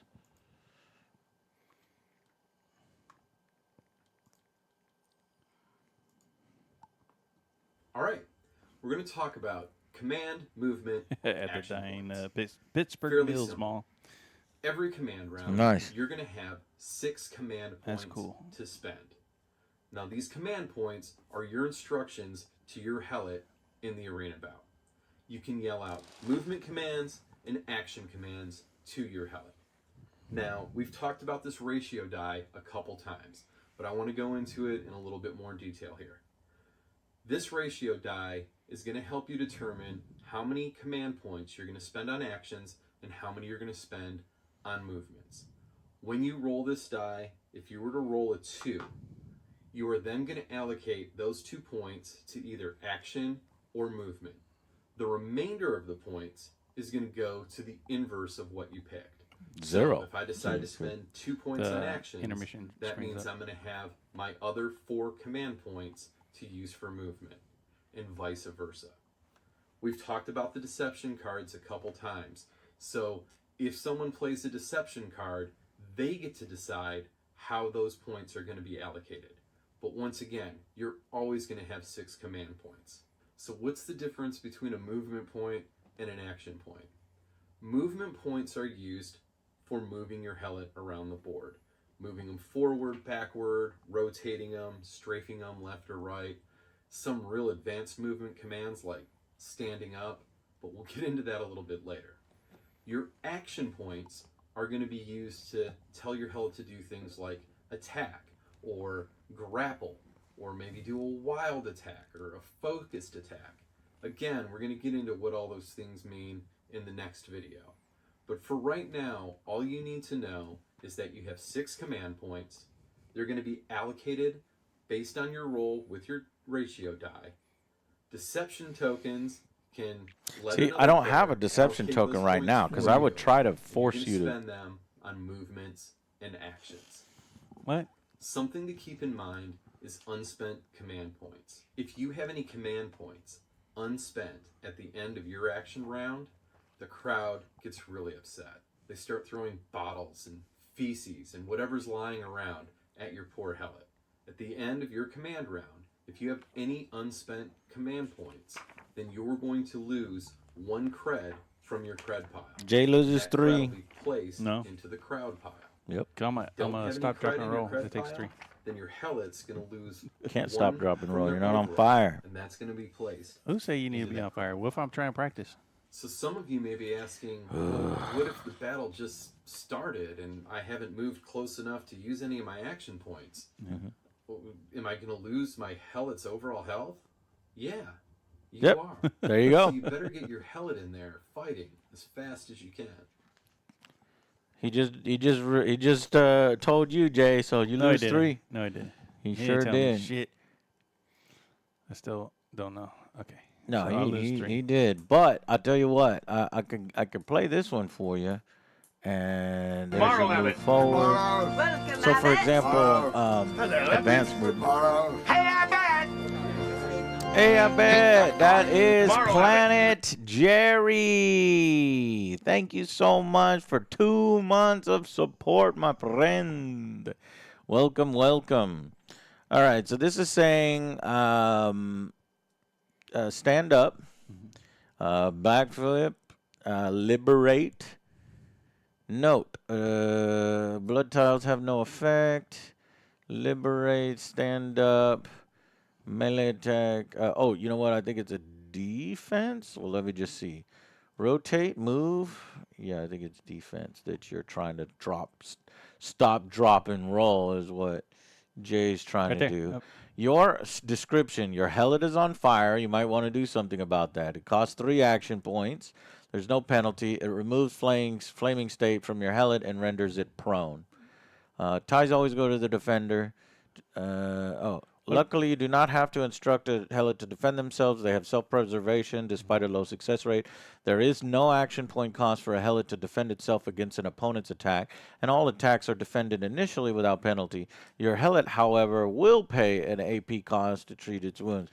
So, Look at Jay, the you're trying to fame- break the game already, and know. you've already broken the game by being a dick, and you're saying, Well, I want to stop, drop, and roll, even though you're not on fire, and clearly it's meant for only when you're on fire.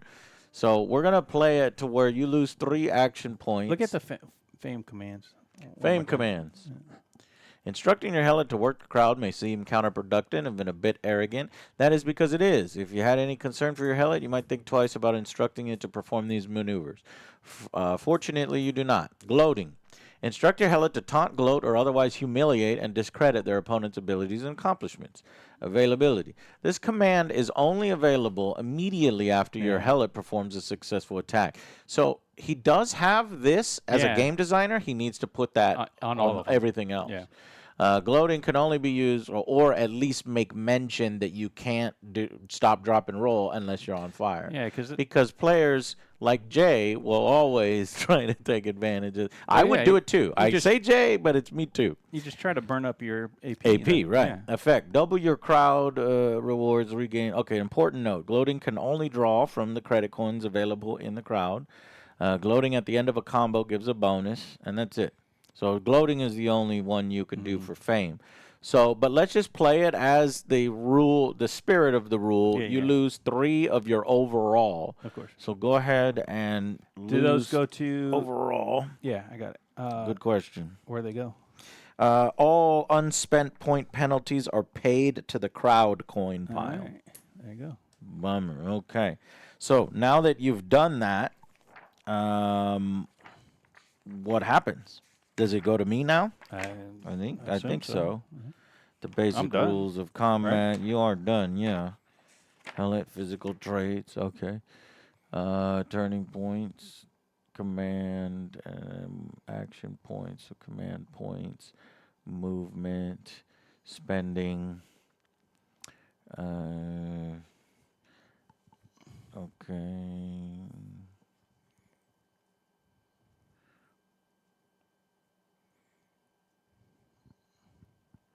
I have no cred yet. My Helot is losing condition. Yes, get into the fight.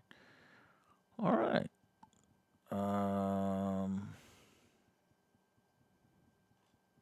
Okay, well, I think we've kind of learned how to play for right now. Now it's my turn. So I have 6 command points where I can spend in the... Where's Liz? one... You got everybody calling me a dick now. Way to go to be a dick, Jay. Tavoons is just being an instigator. So you have this is the confusing part. I've rolled a 1, right? And that means I have 6 command points because you always have 6. Yeah. And now I can do, is it 5 and 1 or 1 and 5, right? Yeah. Okay, so 5 and 1 or 1 and 5. So you want to get in there. So if I go, I could do 5, right? 1, Yeah, you 2, can. 3, 4, 5, and then action point to knock that over. Mhm. Yeah, okay, that sounds good. So let's do 1, 2, but I kind of want to open up a crate and go 1, 2, 3, 4, 5, turn around, but then I'd waste my 1 action point. So this seems to be the only thing I can really do. 1, 2, 3, 4, 5. We need to see what blood does. Yeah. I turned on the blood, and then 1 action point to do that. But first, blood. Creature pit, waste barrels, crates, floor spikes, floor saw.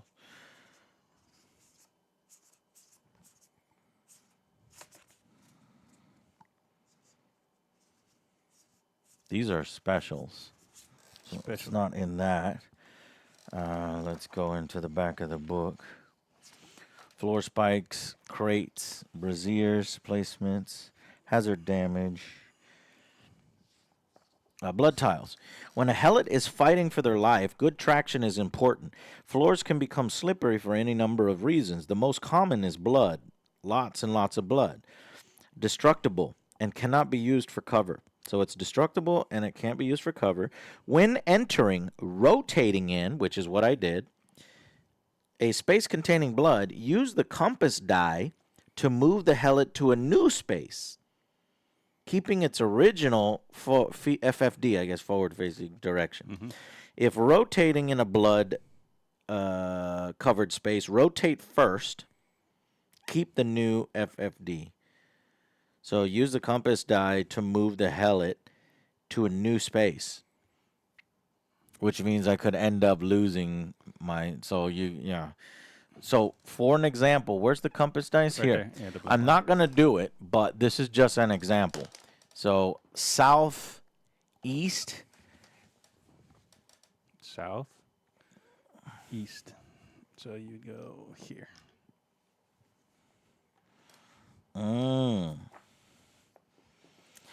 If the new space is occupied by another helot or an obstacle, your helot retains its position in the original blood-covered space. So if there was something here, I Yeah. would stay. Next, if the helot finds itself occupying a blood-covered space while being attacked, the helot is negative SDS to attack and defend due to poor footing. You can always exit a blood-covered space without risk of a movement penalty, so it's only when you go in or when you rotate. When entering. Oh, so it's like, I guess when I entered. So it actually probably goes off when I first enter. 1, 2, 3, 4.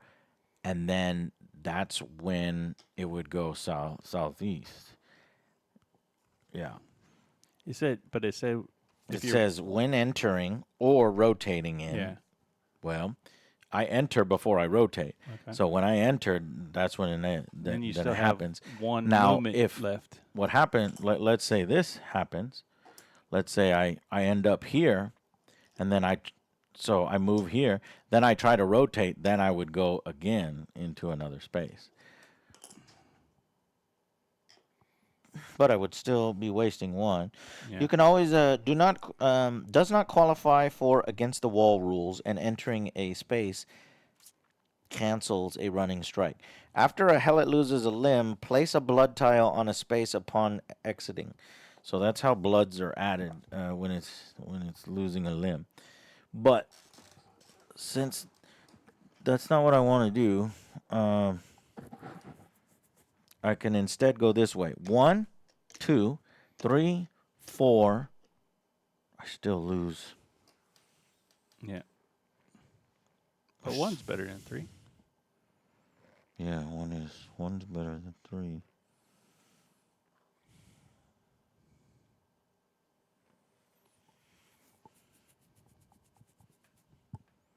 Whatever. And then I guess I will kick I'll kick the brazier.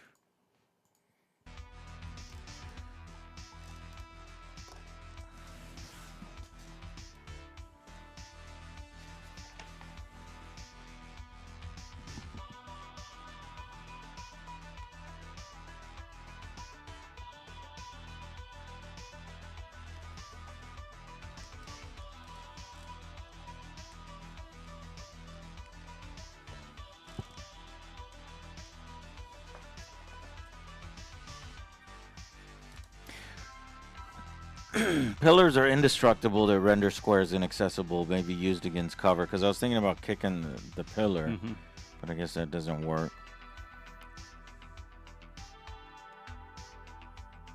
Braziers are indestructible. At any moment, a heli could knock one over, creating chaos. Okay, Braziers can be knocked over for a cost of 1 action point. Setting fire to the barge arena. This command is only available if the Brazier is any of the 3 adjoining forward squares. Yeah.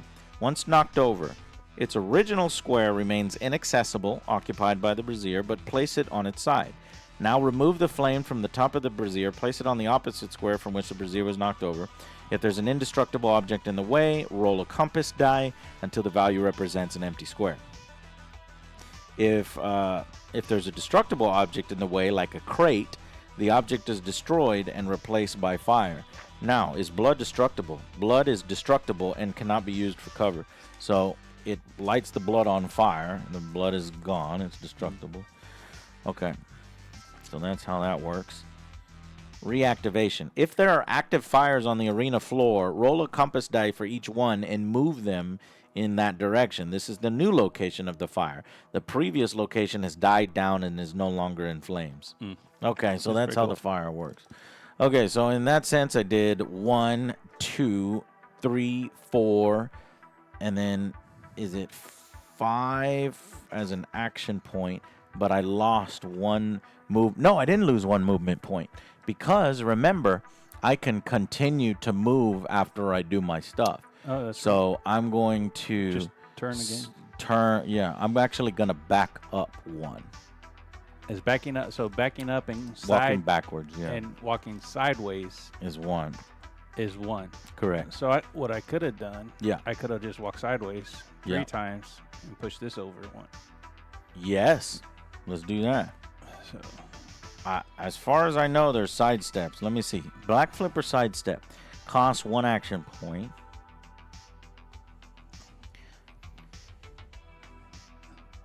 Then I would only lose 2 instead of 3. Oh, hold on. There's a D6 result required to do it. Yeah. What do you do? What happens? 4 or greater. Success result. Move your helmet 1 square backward, left, or right while keeping your FFD. If you fail, failure renders your helmet prone in the direction they were attempting to move into, maintaining their forward-facing direction. So it's a 50-50. In order for me to move backward, left, or right, and moving backward costs 2. I can't move backward. What about side? Rotate? I'm going to rotate. And I'm done. What about side? Side step requires 1, but a roll of 4 every time. Yeah, fuck that. Because then I'll be knocked down. Wrath Reaper, thank you very much. Sailor Zion. Hi, Joe. I was wondering if you'd ever consider trying the Fallout board game. You know, long ago, Sailor, we did play the Fallout board game. Yeah. Would love to see OJ bring Lord Two Shanks. I don't remember much about it, whether we liked it. I felt like it didn't go over the way we were hoping, but it deserved a second play.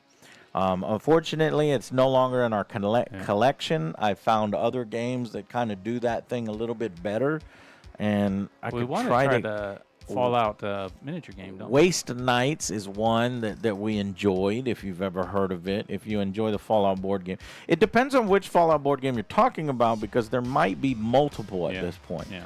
But anyway. Because the ones that did... we talked to them last year. They were doing that Fallout miniature game, but they also had a board game, too. Yeah. All right, well, I think that is it. And now for how we move on to the next phase, I would love to see something from him. But I did have I didn't have any unspent points. Playing through the command cycle. So once we get the command cycle played through, the initiative round. Now, token. To use all 5 of those points on action, my Helid would essentially be stuck not being able to spend those points. and having no cred in my cred pile yet, Yeah, I'd lose 5 of my Helots overall into the crowd pile. Something else to remember. Command points do not carry over to the next That's it. command cycle. So we just keep going like that, If you don't and then spend until them, we you get to lose your combat, overall. and then we'll watch the until we combat one. get to the combat, and then until we get to turning point. Actually, let's see the turning point right now, because that's if once we fill everything up, right? So here, let's do it how we understand it. How we understand is now we take these back into our hands, and we roll them. I got willpower, which is the lowest of the low. All right, so I got defense, right? Yeah. Or- Where is that one in the ranking of? I forget where the ranking. Let me go to the rankings.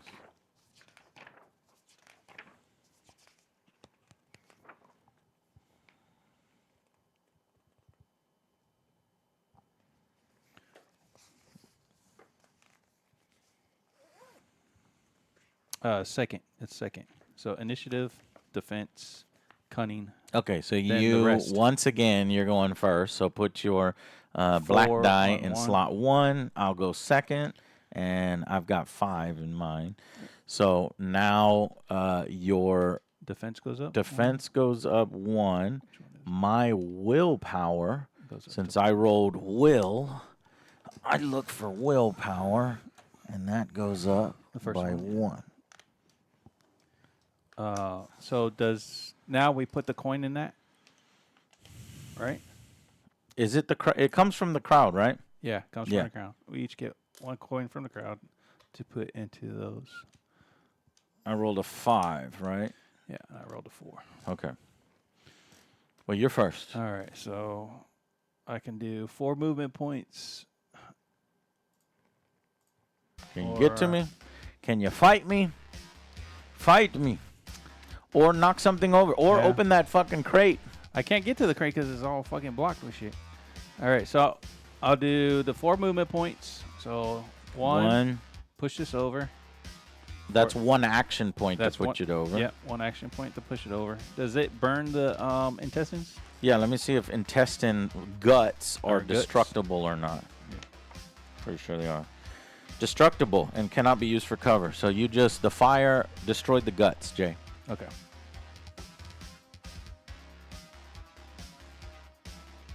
All right. Oh, did we had to roll for? Do we have to roll for that fire to see if Yeah, it moved? I'll look at that in a second. Continue your turn first. All right, so I've got 3 movement points and 1 action point to use. So I might not get to that action point. It only happens during a turning point roll duplicate. That's if a coin Oh, goes okay. into it.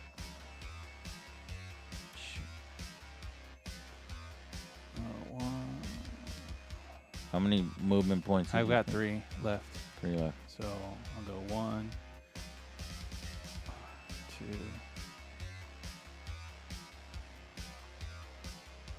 I can go. Yeah, just go 3. And And how then I many have- action points did I you have use? one action point left over. Yeah. So I'll pay that to the crowd. Okay, I will. Let's see. I've got 5. So it's Same thing as last time. well. Can Either- I can choose Yeah, a you lot of could- different yeah. methods, right? Either 6 or But I have to 5 declare. and 1 and 1 and 5. Yeah. Yeah. Okay.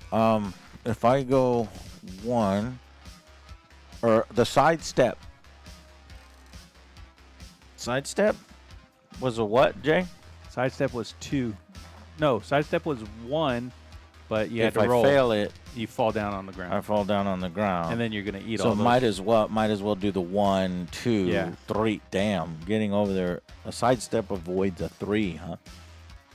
So if I Yeah. go 1, 2, 3, and then I've got 2 action points, You can push it for 1.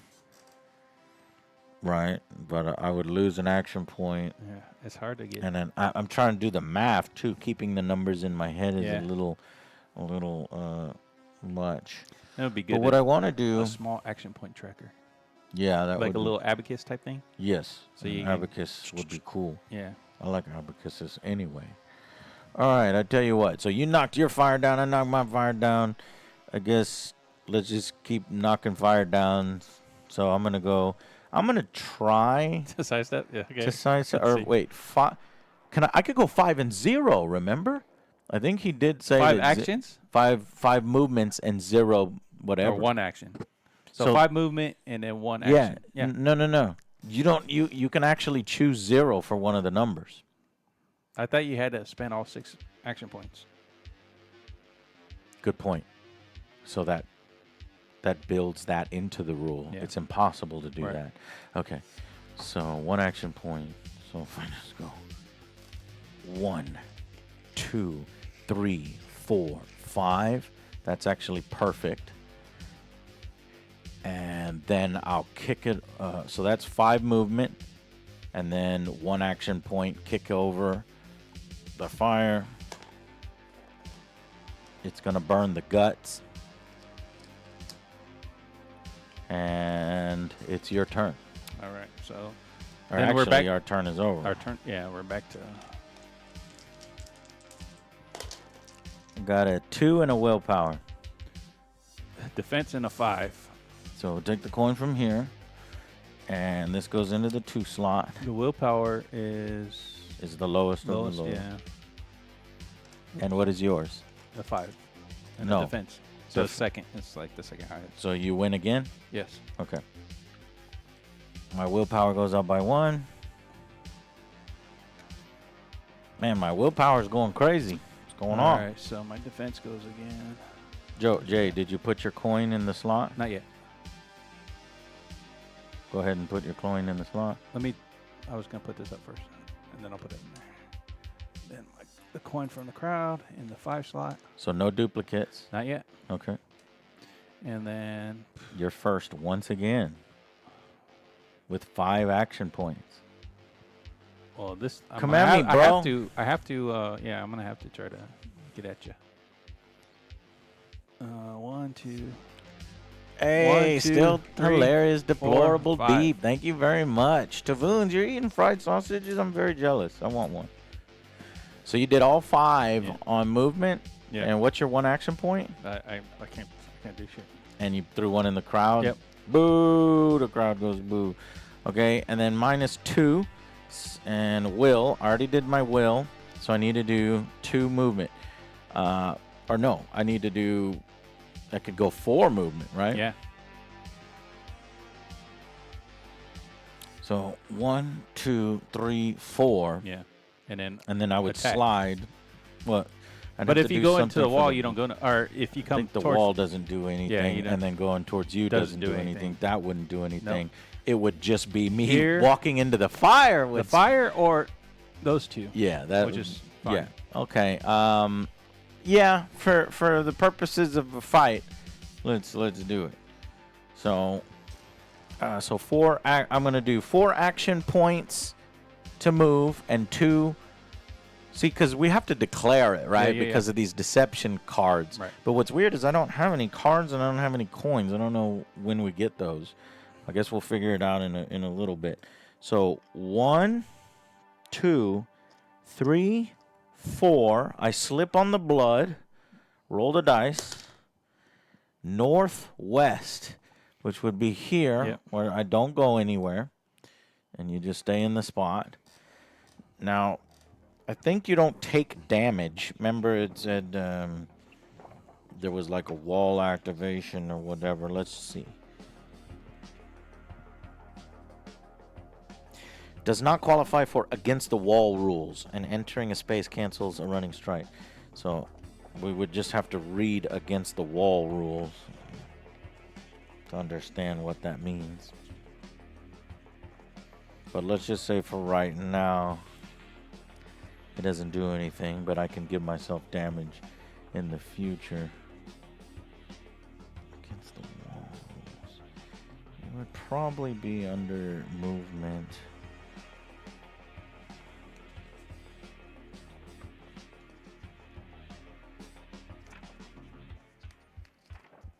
Okay, well, movement is complete. Now, 2 action points. Let's fight.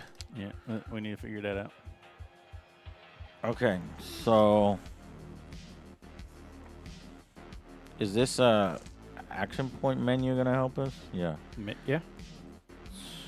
Melee attack. I can do a wild attack or a standard attack for 2. Yeah. So 2 is what I'll do. Standard attack. Overall condition and random location damage SD. So I guess let's watch the video on how that works. Okay. Hey. Melee attack commands, the basic rules of combat.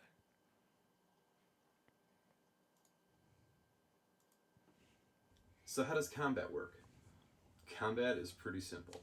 When it comes to melee attacks, you're going to roll 2 attack dice against 2 defensive dice. The attacker is going to roll the attack dice. The defender is going to roll the defensive dice.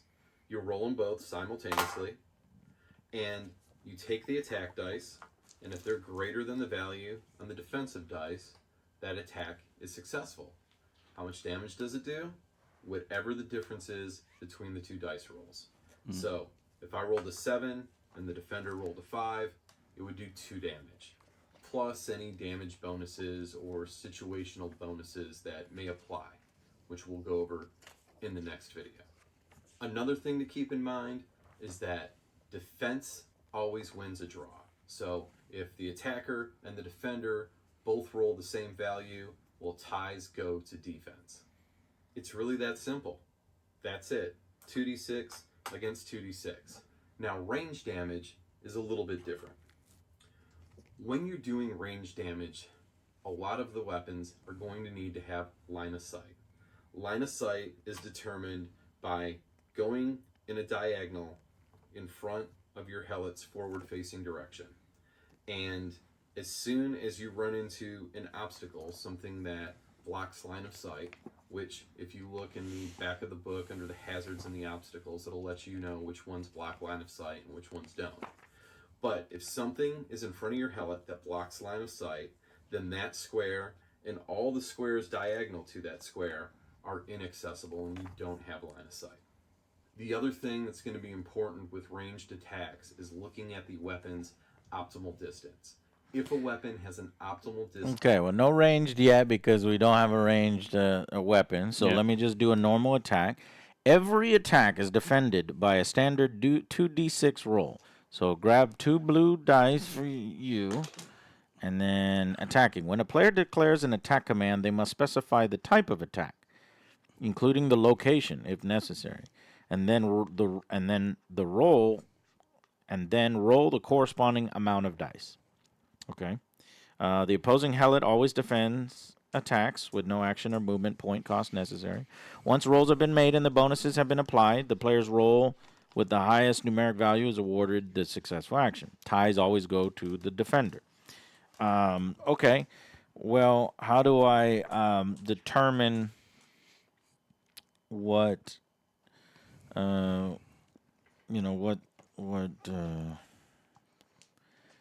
what shit this is? Trait, abilities, swagger. What do you mean? How do I determine how many dice I roll, Jay? He just said you roll 2d6, I roll 2d6. That's a standard attack? Yep. What's a focus attack? He didn't say that.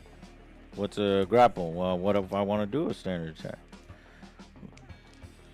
Grapple. He said 2d6? Yeah. I don't see anywhere where it says 2d6 for the attack. It says roll the corresponding amount of dice. So what is the corresponding amount of dice? So SD, roll 2d6. Got it. The sliding Negative dice scale. Sliding dice scale. A focus attack, negative SDS, roll 3d6 and combine the 2 lowest values. Aha. Well, I'm not doing that. It's just roll 2 dice. Okay, this is easy because it's just roll on roll. Yeah.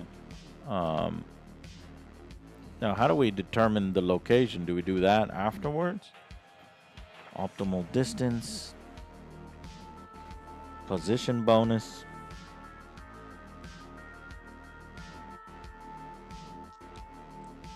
Oh, there's something too about you fighting on the blood. Is there? Yeah. A random body location. That's roll 1d6. the head can only be hit by a focused attack.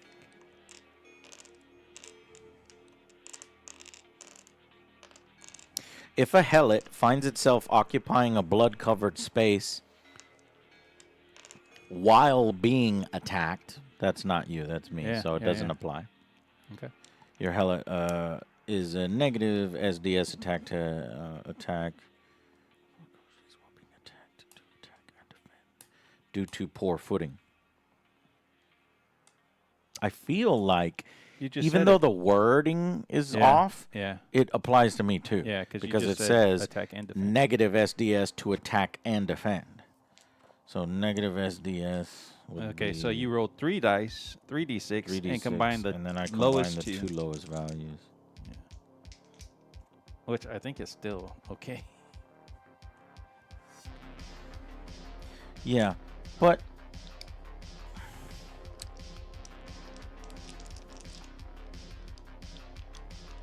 I get that.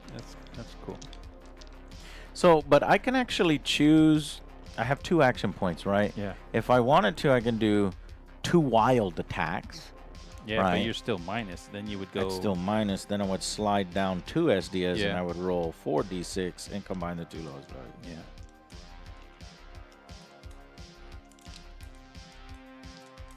Let's do that. Or you could actually do feint, which will give you a plus SDS on your next attack. Is there a feint token? Uh, Because I think it has to be done all at once. So I would have to have enough action points to feint first, Flaming Pro- then do the Yeah. attack I don't see it. instead of, you know what I mean? Yeah. I can't feint for a whole turn, I don't think. A little hanging rules here, but I'm going to go ahead and do the wild stuff. 2 wilds. Yeah. Okay. At -2 on Yeah. each of them. Okay. All right. So you roll and I roll. Yep. And I'm combining the lowest 2 for what? to go against my 2. So you combine the lowest 2 to go against my 2. Oh, that's not gonna work. I don't know. I've never seen the probability on that. That's so. It's a higher probability. Well, No, it's not. I don't know. It would be 3, because you can go all the way up to 12, right? yeah.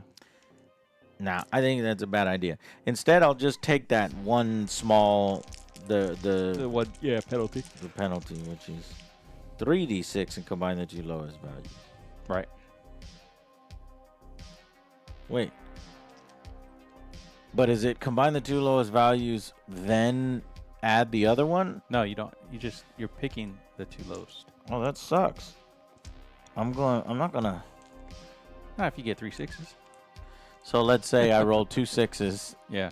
or I roll 3 6s, then it's a 12. Yeah. All right, well, let's just see what happens. Fuck it. So my 2 lowest is 7. I got a 7. And tie goes to Hey, defender. so it would have maybe worked if I rolled a little bit better, but ties One more go to better, yeah. defender, and you are good. So you block it. All right, I get it. I kind of like that.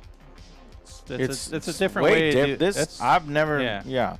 They certainly have a unique system. Yeah. They're not copying other game systems. I've never run into it before, so go ahead.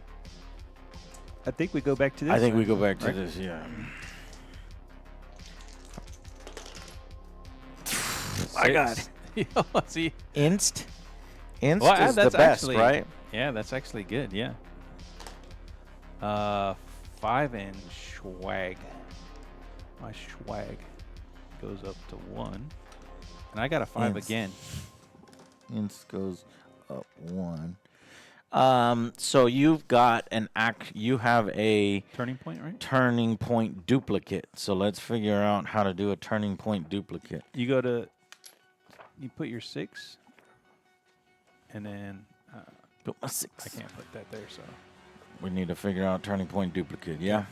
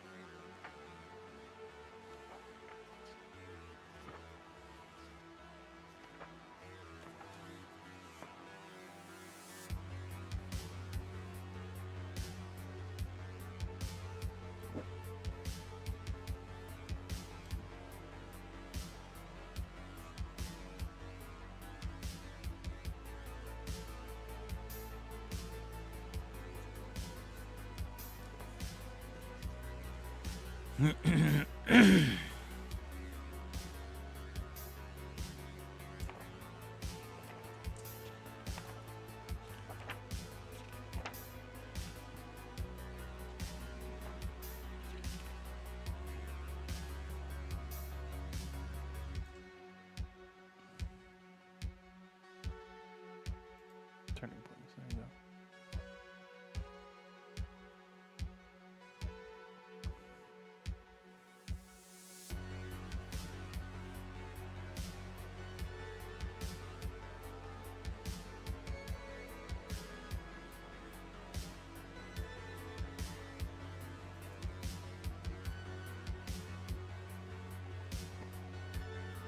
It doesn't say right here. If, when making an initiative roll, a player rolls a previously rolled number, they do not mark it a second time. This is called a turning roll duplicate.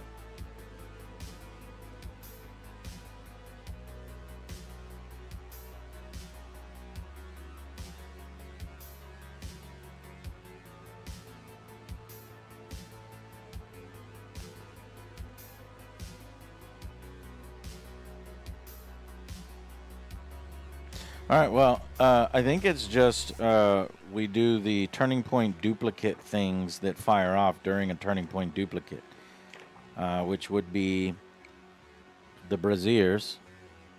Uh-huh. So go ahead and roll The direction that dice? directional dice. All right, so for this one, right here, southeast. Okay, move it southeast. Yeah, so it goes on to this blood and destroys the blood. Yeah. And then roll one for mine. And yours, So what was there? north. That's north. Oh, no. It It's going to destroy the crate. the crate, yeah. It does say destructible. Once destroyed, the attacking hellet's owner rolls on the crate contents table to determine the contents of the crate, executing the resulting instructions. If the item contained is a weapon, find the weapon card and place it in front of the player. The weapon is automatically equipped and the hellet status is changed to an armed state. A hellet can choose to drop the weapon. So I'm curious what happens when a fire destroys a crate. Does it destroy the thing inside the crate almost immediately? Let's see. Or does it leave it there? If there is a destructible object in the way, like a crate, the object is destroyed and replaced by the fire. If there is a hellet in the way, the hellet immediately takes 5 overall condition damage and changes its status to flaming. That fire is now removed from the board. I guess that's if it hits a person. Yeah. Okay. So it destroys the crate. So it destroys the crate and With the whatever's weapon. inside. Bummer. Let's see because what I the wanted weapon to- would have been. I wanted to see what the weapon was. Just flip it. See what the weapon is. Okay, let's roll 2d6 to see what the weapon Oh, is. there's not a card. It's a 5. That is a bomb. Your hellet immediately loses 5, and it gets put to a random location. That's good. So the bomb blows up, yeah. All right, so we got to do one more for this blazer over here. East. So it goes on to here. Yeah, but that's not a destructible object, so I don't think it can move there. Let's see what happens when it moves into a tile that it cannot move into. If there's an indestructible object in the way, the fire does not move. Okay. All right, we're all set then. All right. But anyways, it was insta 6, and then I go first. And so I'm gonna, and I got 6, Jay. Yeah, you can do I am 6 going movements. to fuck you up. No, you do 6 movements and run away. No, I'm gonna do 6 attack points and do as much damage as I possibly can to you. Let's see what is the best to do. Well, you know what? I am on blood, and that sucks because it's making my attacks Down 1. worse. Yeah. Now, can I clean up the blood on the ground? Hello, Grampus. $10. Make me holla. Thank you so much for supporting us. What's up, man? We're playing Nexus. Hope y'all are doing well. Thanks for always showing the love to TTGs from the AJS Army. Thank you, Tabletop Games. So, I'm going to hit Jay as hard as I possibly can. The melee attack combos is 3+1 per SA. You know what SA is? Focus attack followed by standard attacks for one action point each. Missing the focused attack causes all subsequent attacks to miss. Let's do a combo. So it's a focus attack followed by standard attacks for 1 point each. So I could do 1 focused attack and then 3 standard attacks. Yep. But if I fuck up that first roll, if you defend on that first roll, or if I miss that focused attack, then all the subsequent ones are gone. So maybe it's safer to do a feint, and then standard would be 4, and then a standard. No, it's better to do the combat. Okay, so. Trusty McLair. Hello, guys. Wanted to ask if you play at some point Tempest Rising. We've never heard of it. Tempest Rising is an RTS that will come out towards the end of the year, or towards the end of this month, and I cannot wait. You know what? That's a bad idea, Jay, because if I do a focused attack, look, it's negative SDS. But it is a targeted location damage. So I'm giving up attack power to hit you in a certain area, and right now I don't care about. I think I like the combo though. The combos. But the combo is a focused attack, so I'm already at a negative, and I don't want to be at a negative. That would give me a -2. If you look at what the focused attack. It says focus attack followed by standard. Yeah, but what is a focused attack? Missing the focus attack causes all subsequent. Okay. Yeah, but look at the focused attack. See how it's a negative? Yeah. And I don't want the negative because I'm already getting a negative due to the stupid blood. Yeah. Just standard attacks then. Just do 3 standard attacks. You know what? I should not be on poor footing. I should maybe just walk away from me, Jay. This sucks. Make you come to me because I'm on fucking blood. But then you're gonna dump your. Yeah, I know, right? Well, I'm gonna have to do it. So I'm gonna go. How do you go backward? It's It's 2. Yeah, 2, and then you have to roll. No, you don't have to roll. That's sidestepping. So D6 roll. You don't have to roll at all for going backwards? No, it's a 2, but you have to maintain your direction. Oh, okay. So I'm gonna go 2, and then 3, 4, 5, 6.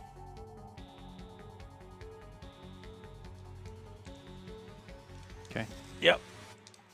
I'm done. Okay. I'm running, Jay. Come get me. So I'm gonna do 5 at 1. 5 movement and 1 action. Okay. I'm gonna try it anyway. So I'll do 1. 1. So I gotta roll dice. Compass slipping on the blood. Trying to chase you. Southwest. Southwest would go right here. Yeah, so I don't go nowhere. Fine. 2, 3, 4, 5, and then I'm gonna do 1 standard attack. Well, you just spent all 5. Yeah, and I have and then 6. 1 standard attack. Gotcha. Oh, wait, standard attack is 2. So I gotta do a wild attack. Wild attack. So it's -1 SDS. So give me 1 blue. 1 blue? Why do you need a blue? Because I rolled 3. And well, you're the 2. well. Oh yeah. Blue and red doesn't matter. It's fine. And I picked the lowest, and you rolled 2. Okay.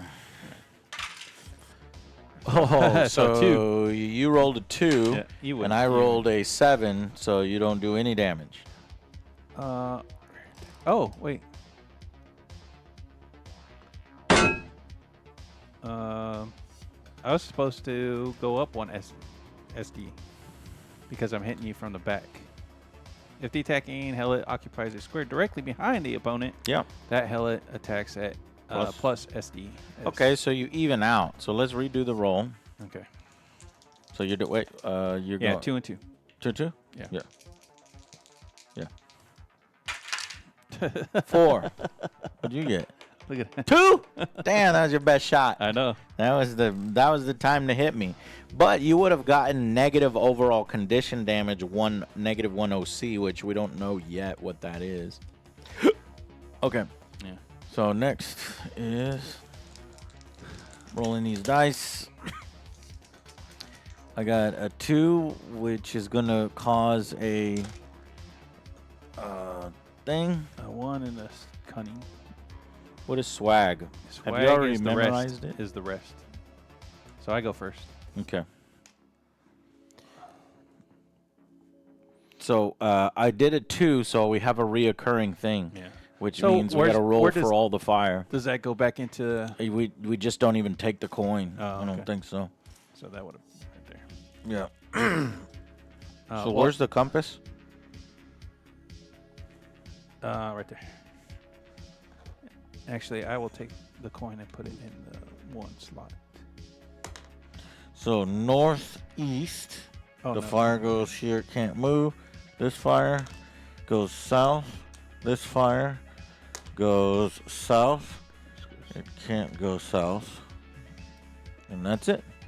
Because those are indestructible? Yeah. Okay. All right. All right. You go first. All right. So I will. You got me vulnerable. I should have never showed my back to you. I've got 5. 5 points, and I'll do 5 action points, and then 1 movement. My action points. How are you going to do 1 movement? I don't know. I'll figure it out later. I'm gonna do the action points first. Well, you can't figure it out later because that would be cheating. What do you mean? How are you going to do 1 movement? I'm gonna take my action points first. I'm not worried about the movement right now. I'm just telling you what you can't take 1 movement. It's illegal right now. Where would you move for 1? Depending on the results of this, I might try to sidestep. 1. Sidestep for 1 Yeah. on a 4. Yeah, you could do. Yeah. All right. So 5 action points to attack.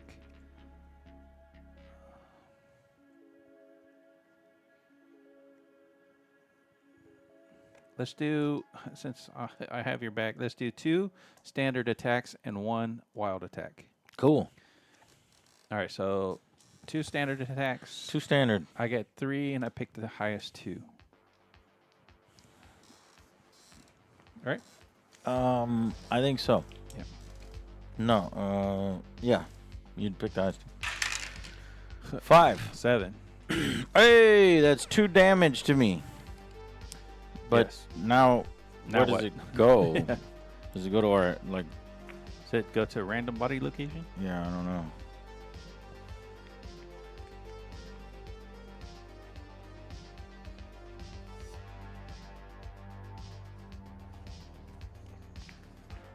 Mm-hmm.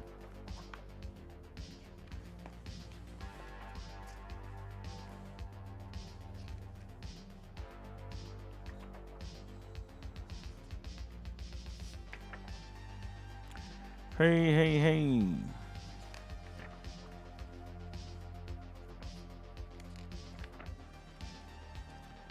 Okay, on any attack or defense roll, if both helots utilize D6 values match, the players are awarded 1 extra credit from the crowd coin pile, in addition to any other credit rewards, even if the attack or defense attempt was unsuccessful. All right, we'll roll a d6 to see where you're hitting me. Okay. What the fuck is with these ones? 1. Left upper. Left upper. And how much damage was it? We said 2. Yeah. Left upper 2. Got it. Now, do you get these? Because No. you punched them off of me. I think they go to the crowd, right? I don't know. I don't know. Well, let's keep it to the side for Okay. right now. Keep attacking me. All right. The next one. Yeah. 7. 11. Damn. 7. So is that what, 4? Yeah. So 4 damage. Give me a random location. 5. That's the Midsection. midsection. 5. And 5 damage to the midsection? 4 damage. 4 damage to the midsection. Okay. And then a wild attack. Yeah. We're going to take, you're going to roll 3 No, 2. and take the lowest 2. 2 and 2. Because it's from the back. So the wild Mm-hmm. is negated. Got it. 7. 3. All right. I blocked that one. Yeah. All right. But let's see if we can kind of get a result. Blood and Plunder. Hey, Captain Rum. Dude, we are actually talking with the guy that created Blood and Plunder to hopefully get it up on the show with a 2-player starter. So I am very excited for the future. So Hellet hit points and locations. Okay. So melee attack. Captain Broom. Yeah, I'm excited for Blood and Plunder. I played it a couple times. And You played it, but I didn't get to play it. I played it when Who the it hell did you first play it with? came out. Long time ago. Oh. That was back in Who'd you play? Colorado. That was back when I lived in Colorado. Okay, determining the damage, we did that, and now we do sliding dice scale. We did that, and then that would go. I feel like we have all these tokens and we're not using them. Yeah, no. So that's the next ability. We'll start incorporating that next because I feel like we are missing a big part of the game. Attacking, determining damage. Okay, well we're gonna keep this off to the side for right now because I think it goes to you. But let's go again. Right? Because that's it's my turn. Your turn. I had a 2, and I had a. I don't remember. It was something you already had. Swag. I think it was Yeah, swag. Swagger goes to 2, and then 2 points. I have to move 2. Well, that's perfect because I'll just go 1, 2. Yeah. And then I'll spend 4 points to fight you back. Cool. And 4 points would be what? What's the best 4 point? 2 I can standards? feint and then a standard. Yeah, you can do that. To give me the best chance to hit you. Yeah. I'm going to do the best chance to hit you. Okay. Which is 3 dice and the top 2. Right. So 10. 9. Whew, I do 1 damage to you in a random location. Where? Which is 2. Which is chest. Chest, okay. Chest is right here. And But I'll put this one on the side too. Okay. So now we really need to figure out what all these other coins are doing. So maybe if I can enhance that, let me see if there's something that we can, like combat bonus and penalties. What's up, Stevie Mike? Stevie Mike. So the first thing that we want to talk about when we're talking about combat bonuses and penalties is the sliding dice scale. The sliding dice scale is pretty simple. Dude, this stuff is all the combat resolution is 2 so is the standard dice roll. unique. You're always going to be is. rolling 2d6 pretty cool. on any standard action. If you're plus SDS to attack or defend, you're going to add 1 more d6. You're going to roll all 3 d6, and you're going to take the highest 2 values. So ultimately, it's still going to be 2d6, but your odds of rolling a higher number are greatly increased every time you're plus SDS. Trait reserve plus 2 counters SDS, is what we need to be looking at. after that attack. About it. That's a running strike. Striking blow. Penalty. Trait abilities. Here it is.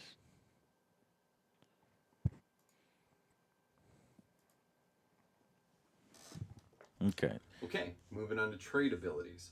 Trait abilities are kind of like commands, but there's a lot more of them.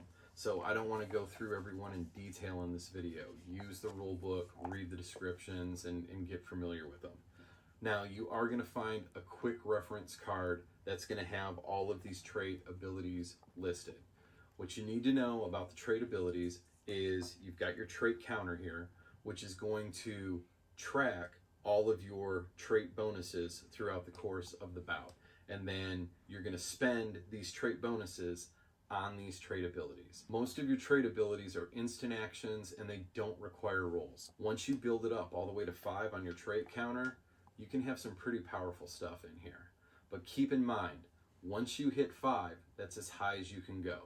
Your trait counters do not go past 5, so you're stuck there until you spend some of those trait ability points. That's it. Okay. Well, so basically, we need to go through these on our own. The following trait abilities are available to all helots, regardless of their motivation. See, so 5, 4, 3, like So, do I spend push. 3 and I Your get helot that? remains in its current position. So we can spend these traits to do these special abilities, and I wish the guy was here to explain it to us. I don't know why it says 5, 4, 3. Do you?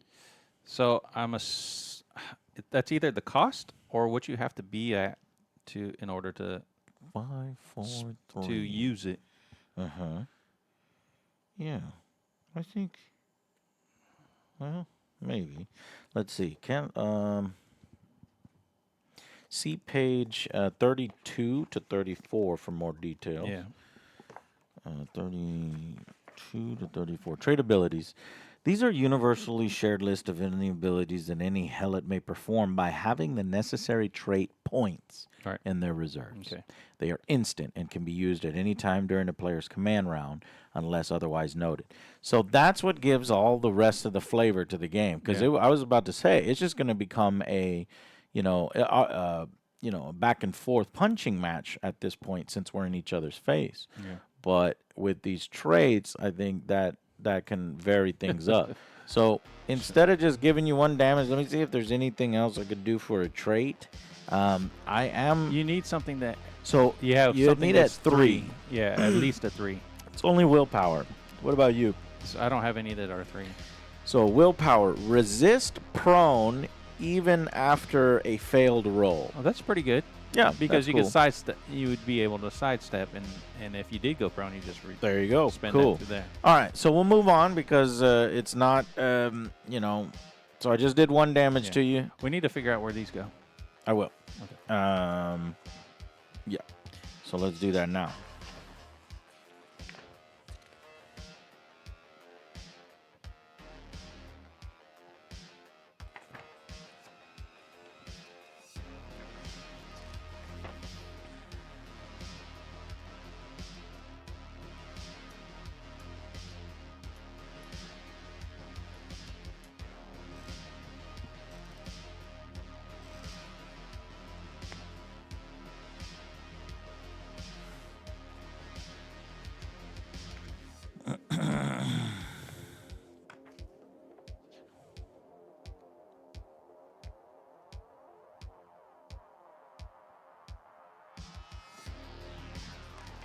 I think they're just. It never makes mention of them, so they have to just leave. They just have to be discarded, right? Because if it's just blood that we're punching out of each other. I think they go to the crowd. No. Because Here's how you increase the crowd pile. There's 3 conditions. Damage done by hazards, turning points, or any other non-helot entities. Okay. Well, then they go to us. Because we have to compare our stash to the crowds and to see who wins. I remember that, yeah. Okay, so I think you're right. So you've done 6 damage to me. Yeah, you did 1. And I've done 1 to you. And remember that when we don't do our shit that we're supposed to do, it comes from this first, then overall. It comes, yeah. Okay. Yep, that's correct. All right. And I think, this game probably works even better with more players because there's just like multiple brawls going on and multiple things happening. So that is probably what you want to be doing. Okay, so let's go ahead and roll again. Turning point cards. This is after we fill up the... After we fill it up, okay. All right, 1 in willpower. 6 in physical. But I'm curious if these coins get put into the other ones, even if you didn't roll it, or because you see what I'm saying? You could theoretically have a game where you never do a turning point if you never roll a 3, you know. Yeah. Turning point card, but you would still do which the other turning point thing. So this is a little esoteric. I'm so unfamiliar with this kind of thing that I don't, because I keep getting dupes over and over. Yeah. And would you get Will? And I got Will. So where the point. rest? What was your number? 3? Yeah. Your die number? My die number is 1. So I go first because I have the 6. Because if these two are the same, yeah, then you go to 6. this. Yeah, so you go first. And then my physical. So this goes here. My physical goes up 1. It's kind of hard to get my head around this since it's like thinking outside of the box for these kinds of rounds and initiatives and stuff I've never done before. Okay. All right, so I'm going to take 6 attack actions. Let's do it. So the first one I'm going to do feint, standard. Yep. All right, so feint. Feint is going to give you +2 on one of the attack, or +1 on one of the attacks. Correct. So the first one's going to be 3 dice. Pick the 2 higher. Okay. So you did 5? Yeah. I blocked it. I got 8. All right, and then the next one is just 2 dice. Pick the higher. Okay. I got 8. I got 12. Oh, you hit me hard. So what's that? 12 4? minus 8. 4? That's only 4 points. You got to give me a location. 2. I think that's chest again. 2 is chest, and how much? 4. 4. There you go. All right, that's it for me. Each player will amass and expend cred coins throughout the bout, and individual players' accumulation of cred coins is referred to as a player's cred. Much like the Helot's existence is in servitude to you, as a Lannister, you exist in servitude to the pursuit of fame and fortune. In the Nexus Arena combat system, this is represented by measured accumulation of cred. So gaining cred, damaging an opposing Helot, successfully landing a turning point damage modifier, fame commands, gloating. Gloating doubles the rewards of a successful attack at the cost of a temporary defensive penalty. Turning point cards and other narrative sources, finishing blow, last Helot standing, losing credits, Helot command costs, unspent movement or action points, turning cards and other things. Okay.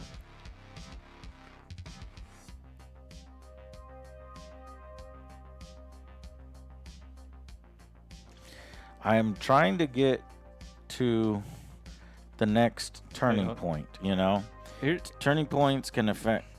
Turning point... Each player has their own turning point counter. 6 placeholders.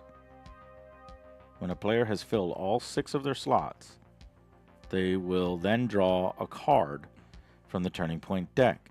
A short narrative that has some positive or negative. In addition to drawing the card, their Helot also receives a +6 damage modifier on their next successful non-wild attack command. That's wild.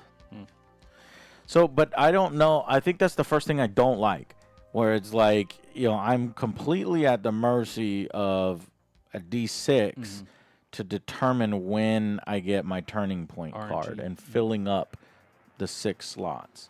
Well, so you've already gone. It's my turn now. hold on. Yeah. Before you, these other ones are kind of.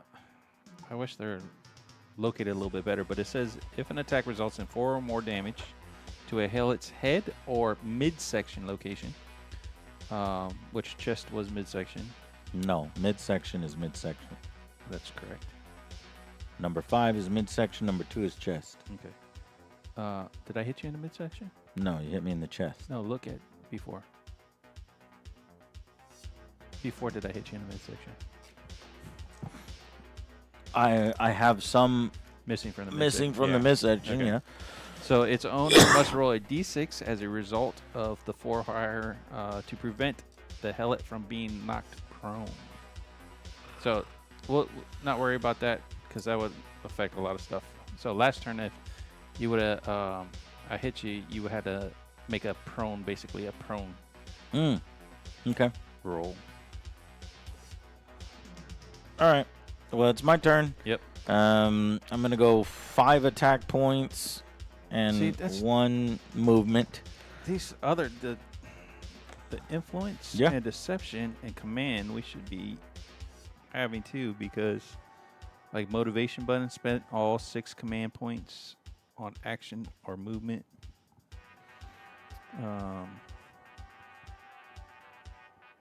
Staggering blow, finishing blow. I don't know how those come into play. Okay. Anyway, go ahead. Well, I've got 5 action points to attack you, so I guess a grapple, or no, not a grapple. Maybe a grapple. A feint, and then a standard, and then a wild, and then one movement point. But I feel like we're just kind of locked here, Yeah. and Well, if I I think could go it's- get something from this chest, that might be cool. Yeah. I think it's also. Oh. You know, something that we may have been missing is where all the saws and the spikes. I think those come up from. Those come up whenever we do Yeah. when we do a dupe. So I'll have to reread the dupe. Yeah.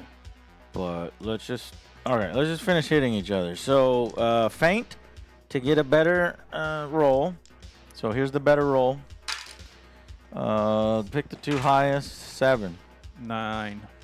So my first attack sucks. Yep. Damn you. And then a crappy attack with 3 dice, 2 lowest. 4. 7. So pointless. And then I need to move once. I'll just give up a coin to the crowd. Okay. And now our turn is over. Yes. So you still have what? A 2. A 2 on your turning point, and I have a 3 and a 4. So I want to roll a 3 or a 4, and you want to roll a 2. A 2. You fucking asshole. And I rolled a 6, which would be a dupe. Yeah. And I got deft. And an insta. Insta is better than me, so you go first. Insta goes up to 3. All right. Well, when a player has filled all 6 of their slots, that is referred to as a turning point, they will draw, and then they will draw a card from the turning point card deck. Okay. A turning point card is a shortened narrative that has some positive or negative effect on the helots in the bout. In addition to drawing a card, their helot also receives a +6 damage. I like these. Go ahead. So I'll put a. Which way is it? It's a long card, so I'm gonna leave it like that. No. I don't think it's gonna fit the other way. Oh yeah, well. That's upside down. All right. I guess I'll put it towards you. All right. So it says you've been served. The tests are in, and you are the parent. Lose 10 cred, coins, and child support. Well, luckily, I ain't got no fucking... Wait, you lose 10 or I I guess. lose 10? I guess I do. That sucks. You are the father. I barely got 10. You lost all of it after punching and doing so good. I had 10. You are the I have father, 10. Jay. I had 10. You are the father. But where does it go? Right, it doesn't say. That sucks. Does it just go away, or does it go I to the think crowd? it's going to go away, but increasing the crowd pile. Damage done by hazards, turning points. Yeah. So it Okay, goes to the crowd. That's pretty funny. Yeah. So that was a negative. Yeah. Bummer. So do these all come off then? I'm pretty sure they do. Where do these go? Don't know. I think they go to you, but I'll check. Ending the bout, determining the winner. Damaging.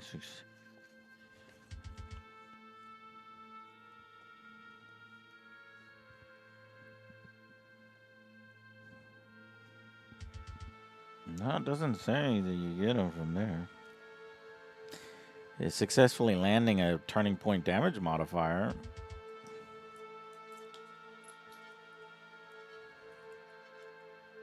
But you might get it. Because right now, you have to...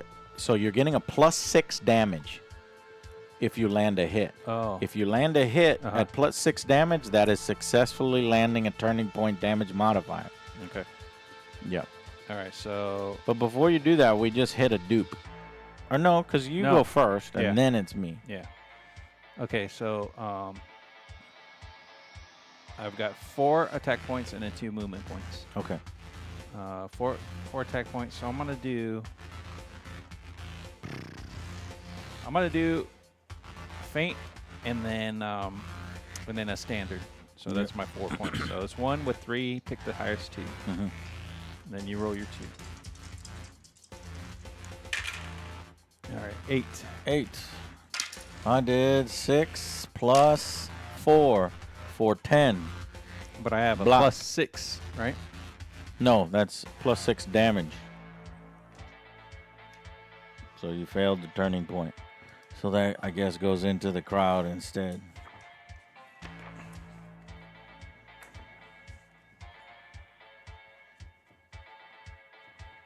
The player held receives a +6 damage bonus on their next successful attack. Okay. All right. You're done? You got to do 2 movement. You can go backwards. Yeah.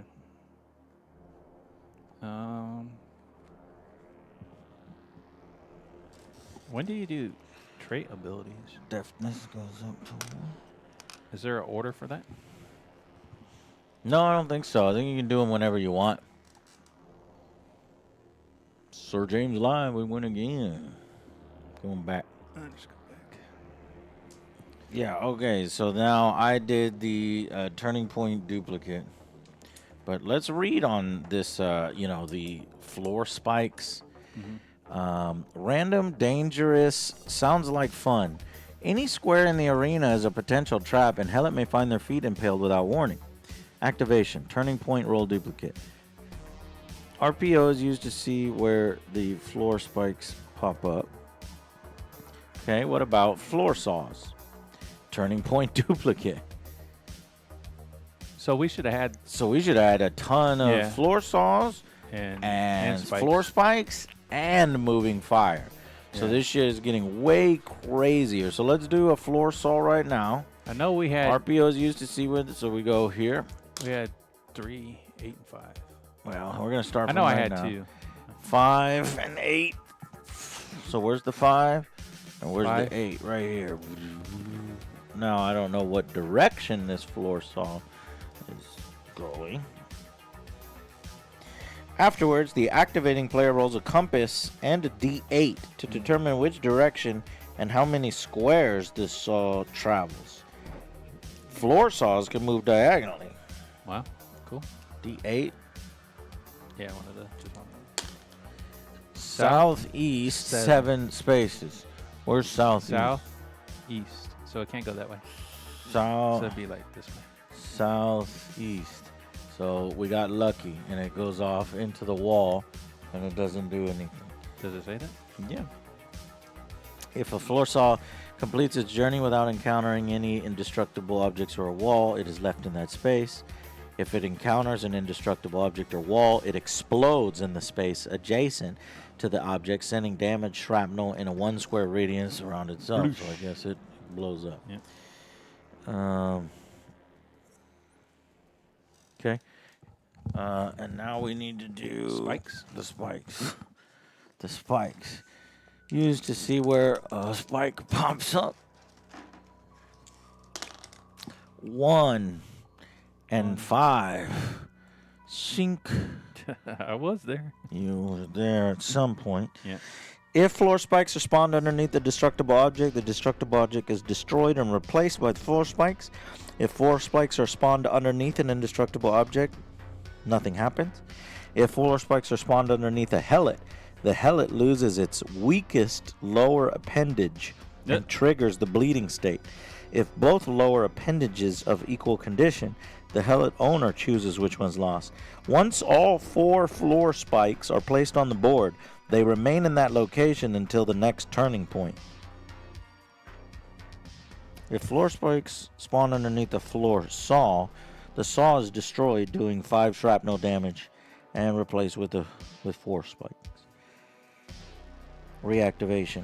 Turning point. Take all floor spikes off the bowl. After all 4 are on. That's a completed turning point. Yeah. I'm about to complete a turning point. No, the full completed one. Yeah, after a Yeah. full turning one. Right. I'm about to complete a full turning. Yeah. But I don't know where these coins go. The It never dupes. told us. Where the dupes go. Yeah. I'll try to go over it again in the rules. Since it's all kind of little esoteric and different from every other game, it's I'm not pulling on my knowledge of all the games that we've played. Right. And so you really have to read each section. And so it's actually kind of tough to learn. And then once you train your brain on it, then It it's gets simpler, relatively yeah. simple. Yeah. Yeah. It's pretty simple, but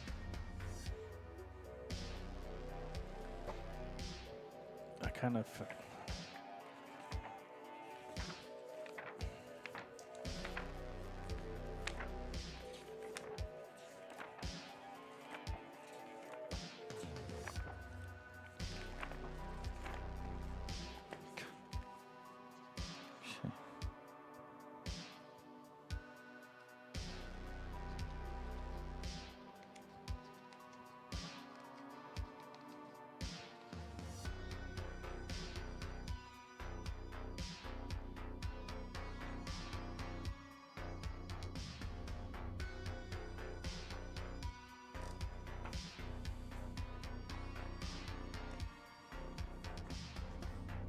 where is the turning point duplicate section? Why isn't it right next to the turning point section? Yeah.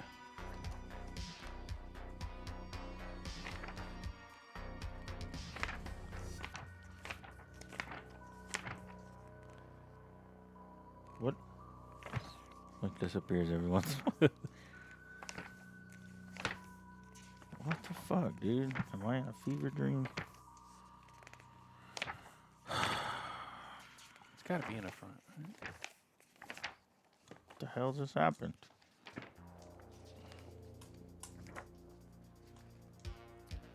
It's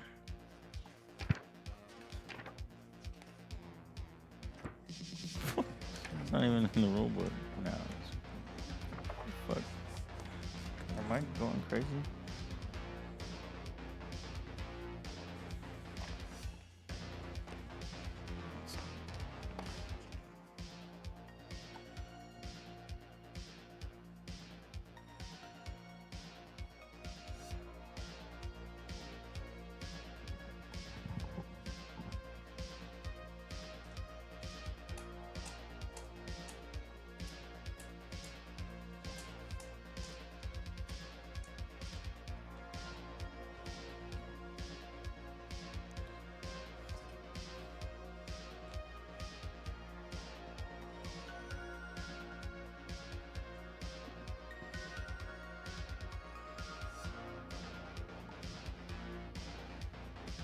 You don't see it?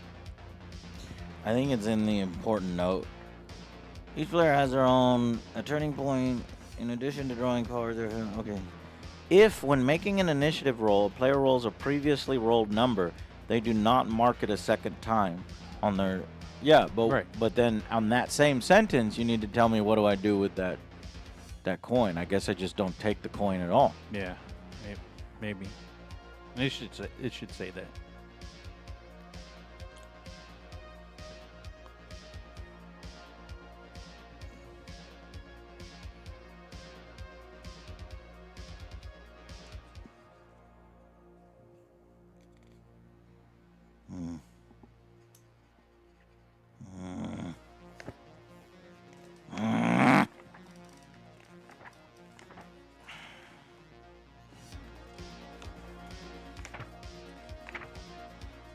Is it on this card? Bonus position, attack. Movement commands, grab commands, movement commands, defense commands. Nope. Bonus positions against the wall, running strike. Hellet states.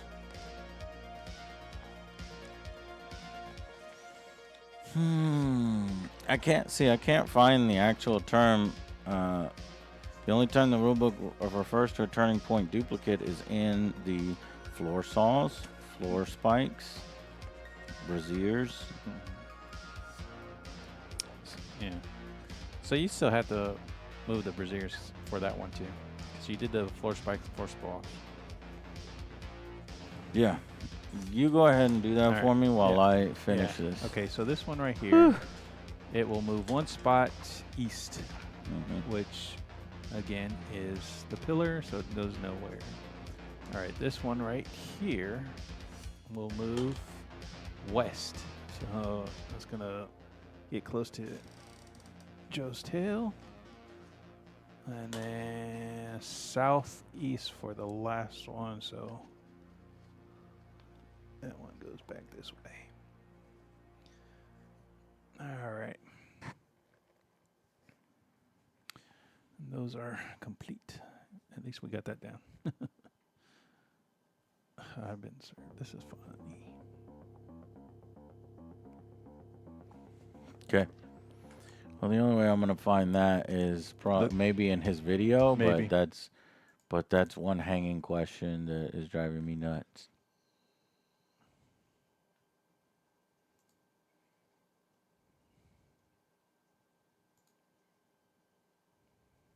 Right now, we're going to talk about turning points in a different video. Right, but you were just on turning point counter. If there's already a coin there, it's a turning point roll duplicate, and we'll cover that in a different video. But if that too happens to be the last number I need to complete all the numbers on my turning point counter, then I've achieved what's called a turning point.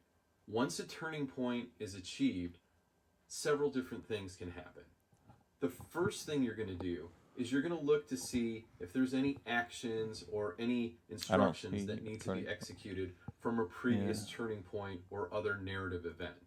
You may have a turning point card that says,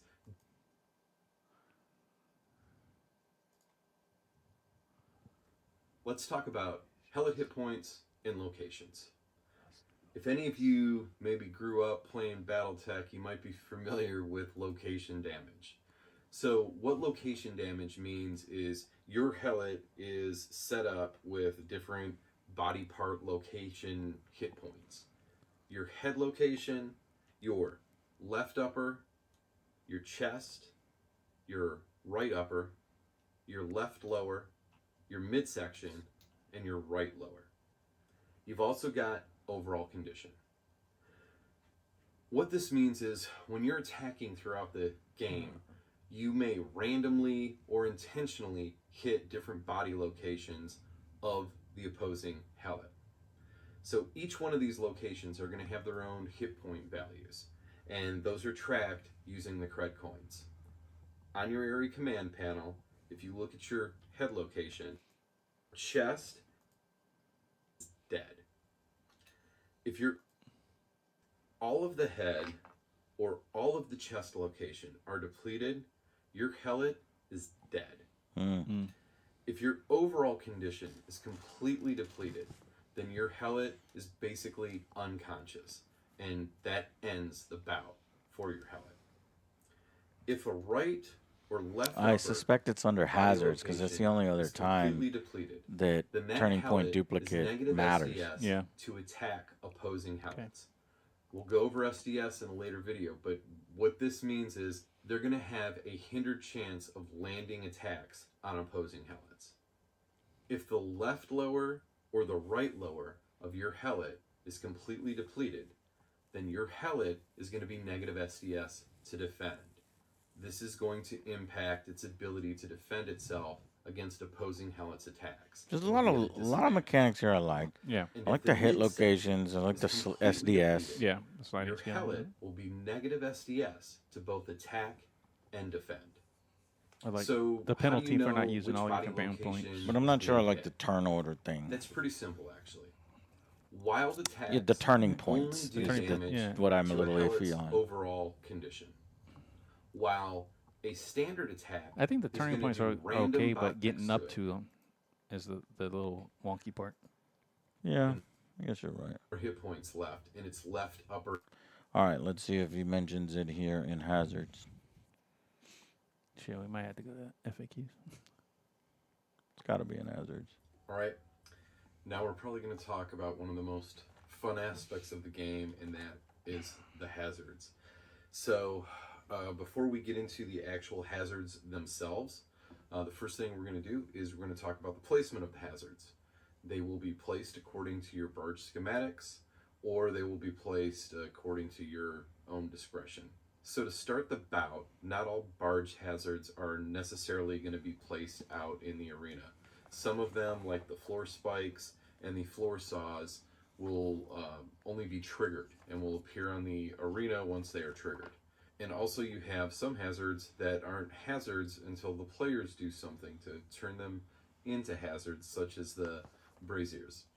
So what we're going to do is we're going to talk real quickly about the hazard activation types. So you have It's on hazards that are intermission screen. always active. You have hazards that are activated by a turning point roll duplicate. You have hazards that are player activated. Why is this not? Hazards that aren't hazards until the players do something to turn them into hazards, such as the braziers. So what we're going to do is we're going to talk real quickly about the hazard activation types. So you have hazards that are always active. You have hazards that are activated by a turning point roll duplicate. You have hazards that are player activated, and then you have hazards that are activated on a turning point. Now, by player activated, what I mean is the helmet has to be commanded to do something in order for the hazard to be activated, such as bust open the weapon crate or kick over the brazier. When more than one hazard is triggered at once, let's say you have a turning point roll duplicate and you're playing with both floor saws and floor spikes, you're going to do that in whatever order the cards are arranged. So that's, again, up to your discretion. You can put the cards in whatever order. You can just grab the cards and set them down. But whatever order the cards are in when the trap is activated, that's the order that you So you don't do them all at once. You just do traps. Any damage done by any of the hazards You could do them all. always Does it? goes to the He crowd said you pile. can add how many of our hazards you There's want. one I would exception. add them both. Yeah. If your helmet, or a helmet for that matter, does something to directly cause that hazard damage, such as throwing, pushing, or dragging another helmet into that hazard, then that very first instance of hazard damage is paid to the Lanista of the helmet that caused the damage.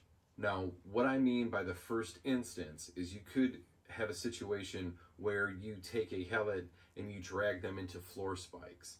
And through the process of calculating the damage of floor spikes, there's a chance that that helmet may be thrown back into the floor spikes and take additional damage. Well, that additional damage would then go to the crowd pile.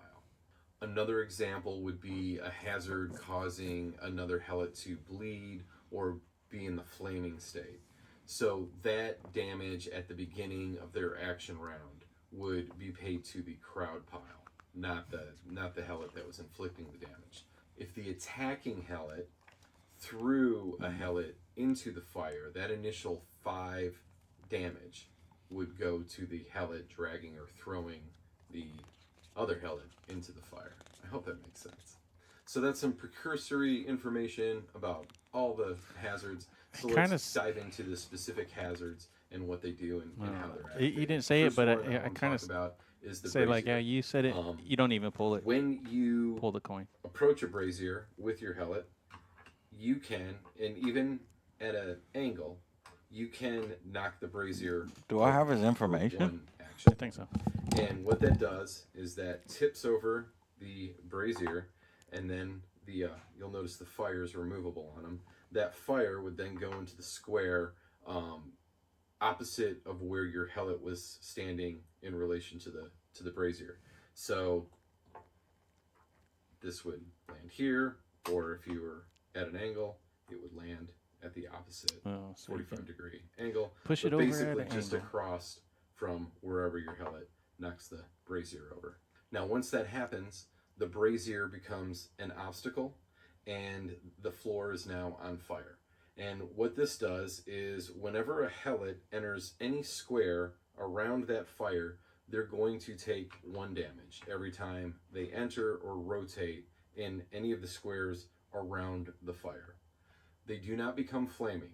The only way a helot will become flaming is if they walk directly into the fire. Then what you're going to do is you're going to place that fire on the helot's base while it's standing there, and you now have a flaming helot. When a helot is flaming, you're going to take that flaming status indicator and you're going to place it in your area command panel. Now your helot's going to take that 1 damage at the beginning of each of your command rounds. As your helot is now moving around the arena, it is taking this fire with it. If you don't have room on the helot space, or you just don't want to deal with it, you can now remove the fire from the board because you have that flaming state indicator on your area command panel. But once this helot stops, drops, and rolls, the fire is essentially removed from the board. Another thing to keep in mind is that when there is fire on the board and it hasn't caught another helot on fire, so that fire still exists on the board, whenever there is a turning point roll duplicate, you are going to roll a directional die for each of the flames on the board, and you're going to move the flame in that direction. So rolling southeast, you would then take the flame and you would move it into the southeast square if that square is available. If there's a destructible object in the way, and again, when you look in the obstacle section, it'll let you know which objects are destructible. But blood, for example, guts, the crates, those are all destructible objects. If the fire moves on top of a destructible object, then that object is going to be removed from the board. If a fire moves towards an indestructible object, then that fire will just remain where it is. The only time you will re-roll a fire falling into an indestructible object is if there is an indestructible object where that fire was originally kicked down. So let's say your helot was standing over here and it kicked the brazier down into this column. Well, this column's an indestructible object. Good for that your point. There's the 1. So this is actually going to land right here. Floor spikes spawn directly underneath where a helot is standing. Will a helot lose its weakest lower limb? If there is a destructible object there, that object's going to be removed from the board and replaced with the floor spikes. If there's an indestructible... Okay, I think I get it. And now the game just clicked for me, basically. Okay. So I'm curious if you want to keep going or restart. I think we keep going, and that way we finish this off, and then we could do one game where we fully have it completed. Okay, so where are we at right now? You just backed up. Yeah. Right? And then then it's your go. It's my go, and I can you did all the things. Do all the things. Okay, so, oh boy, here we go.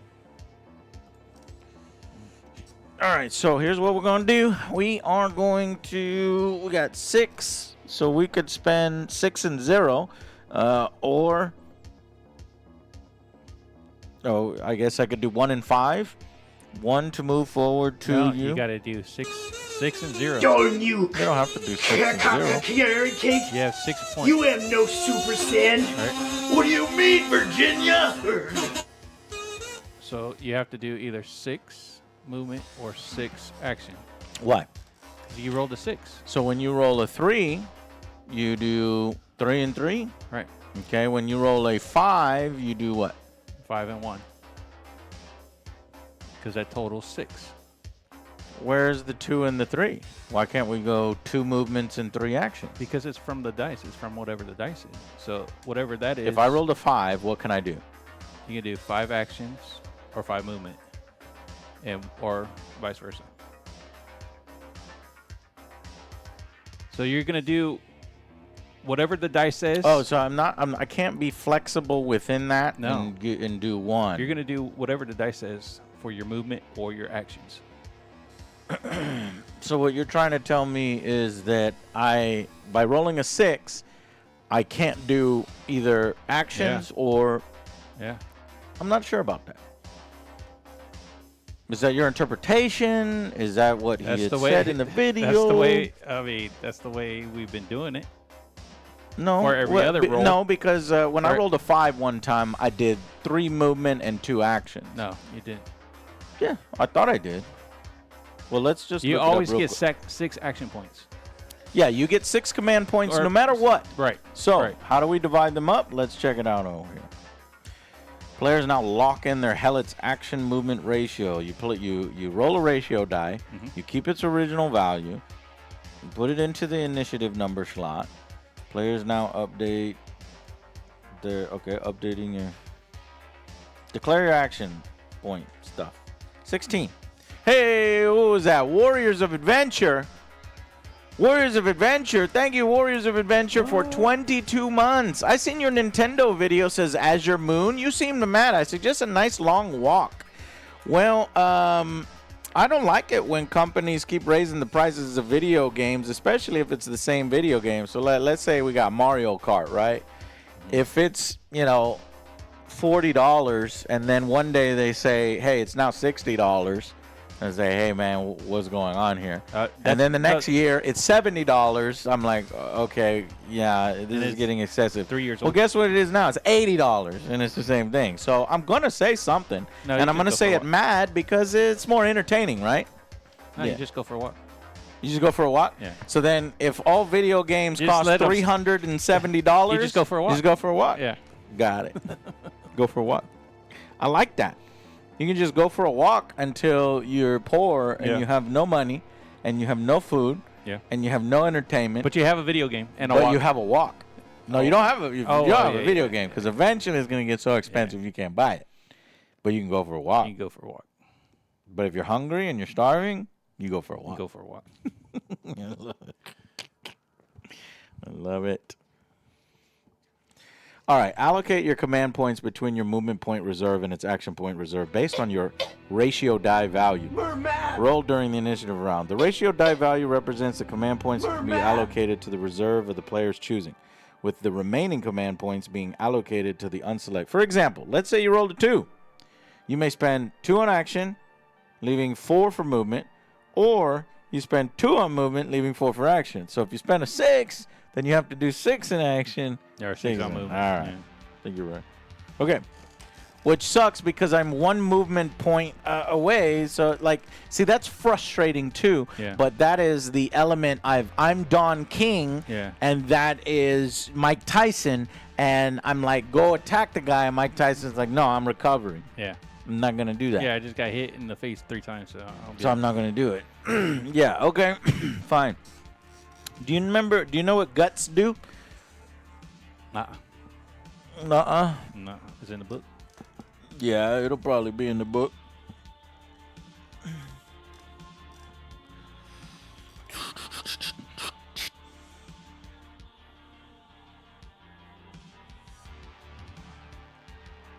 Oh. Gut tiles. Destructible cannot be used for cover. Your zealot enters a space as normal, but doubles any movement points once inside the square. Does not qualify for against wall rules, and entering the space cancels a running strike. Replaces a dead helot with its guts tile. I think I just broke the game. No, sorry. 6 movement points. 1, 2, 3, 4, 5, 6. How's that breaking the game? You just move. You use your shit. So It just feels weird. yeah, I got. I'm bobbing and weaving. Yeah. Okay. 0 action points, so I don't need to do that. Yep. You're good. All right, so now we go back to rolling. 3. I can Wheel. actually put this one in. Insta, I'm first. You put it from here, right? Yeah, I put it from there. It was the previous one. Okay. So I was going to put it back, but I might as well take it there. I've got wheel and 5. I want to go see what's in the box, Jay, but like why? You know, that's just opening me up to you. Yeah. And I wish I could. Now, if there were 3 players going on, then that yeah, would be most really definitely. exciting. If there was 4 players, then yeah, we can do it. I think 4 But I players are think- gonna be cool. I think 3 and 4 is where this game hits its Yeah. sweet spot. 2. So I think 2 is just bog we're down, just beating back- each other back- up. So I'm gonna go forward 1, and then I'm going to use 3 movement, 3 action. Of So course. 1 movement, and then 3 to my actions.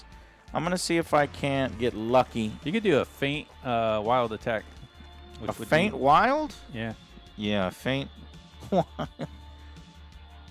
Faint wild. Or you could do a standard in a wild. Standard and a wild.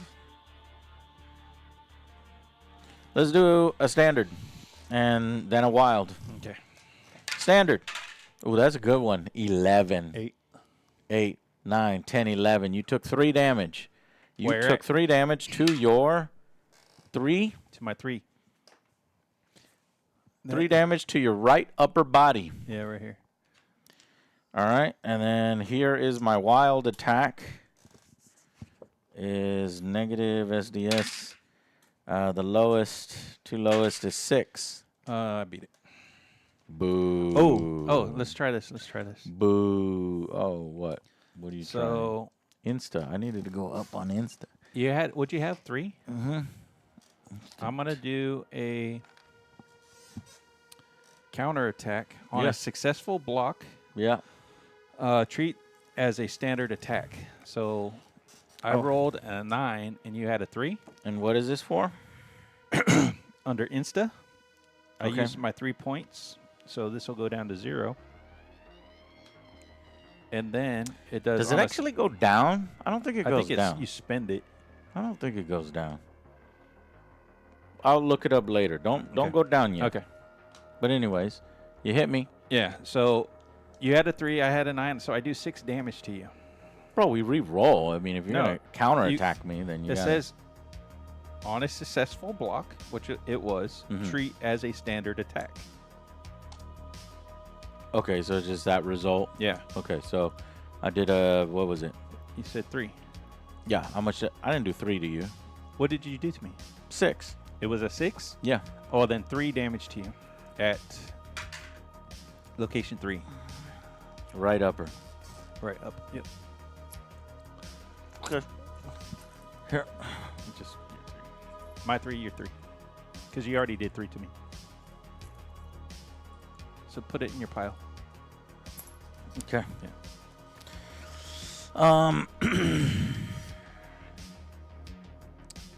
Yeah. That's it. You got 2 movement, right? Left. Right. Stick and move. Stick and move. All right.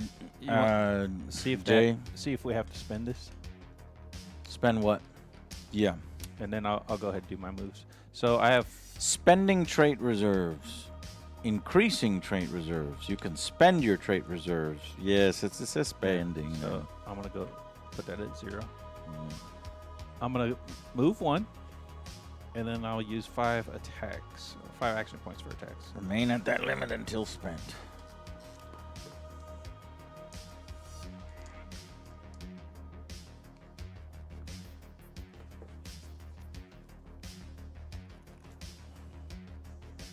What are you doing? Okay. I will What are you doing, Jay? use 5. So I'm going to do Come on, Jay. a feint. I'm going to do a feint, wild attack, and a standard attack. Yeah, faint wild. Go ahead with your Faint. faint wild. So that's 2 dice. 3. That ain't gonna do shit. I know.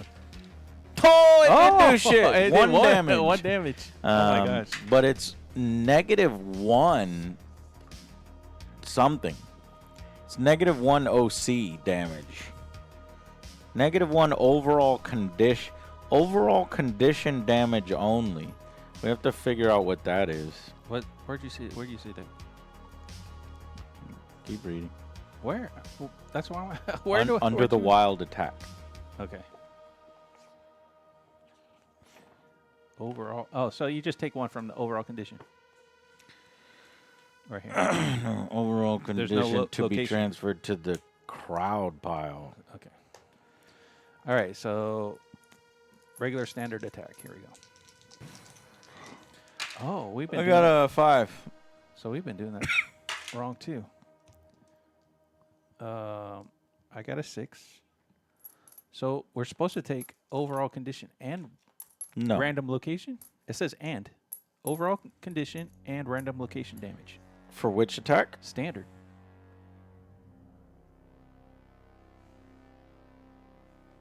Okay, let me go look. Damages. The opposing helot's overall condition as well as a random body location. After rolling a successful attack and calculating the damage to a... yeah. Yeah. So the We've been doing that wrong as well. yeah. So Okay. that would be So going your here. our first game is garbage. Yeah, Let's sorry. keep going and then let's play one full game where we do it right. It'd be 4. Okay. Yeah. But that'll be next week. Well, next week I'd probably would like to play something else, but I do want to bring the boys in eventually Well, we for a 3 to 4 player game. Yeah. Let's do that. Okay. Yeah. I agree. So 4 For would what? be for 1 damage to the 4. Okay. And then go ahead and take the condition too. So the 1 damage comes to me, and then your condition goes to there. I already did the one condition. This is for That the was this is for the second attack. So and I didn't roll for the second attack, did I? yeah, you just did. What did I roll? You rolled a 5. I rolled a 6. On 2 dice you rolled a 6? Mhm. You rolled a 4 and then a 2? A 3 and a 3. I didn't see the 3. I saw the 4 on there. I don't care. Go. The 4 was for the location. Yeah. Yeah. Where was the second attack? That was the second attack. And where was the first attack? It was condition only. Overall. Yeah. Okay. Yeah. Or yeah. Overall. Overall condition only. Yeah. All right. So next turn. 6 and insta. 4 and physical. So you go first. Instinct. But 4 from the thing goes off. It's just a lot of random bits. The fires are about to go off, and then the floor spikes. Let's do floor spikes. Yep. 6 and 4. 4 and 6 right here. Shink. And then let's do a floor saw. 1 and 2. 1 and 2. And then the direction in a D8 is 5 southwest. Oh, man, that sucks. Boom. And it blows up. So it doesn't go anywhere cool. And then the 3 fires on the Fires, yeah. ground. That fire. goes northwest. That fire on the ground goes southwest. Boom, destroys the guts. This fire goes east. Okay. That's cool. That was easy. It didn't take too long. No, not at all. All right, now let's do. I go first. I got 6 action points, Yep. and I'm gonna put all of the action points into hurting you. Let's do. Now we know that our standards can do both random and overall. Focused, targeted location damage.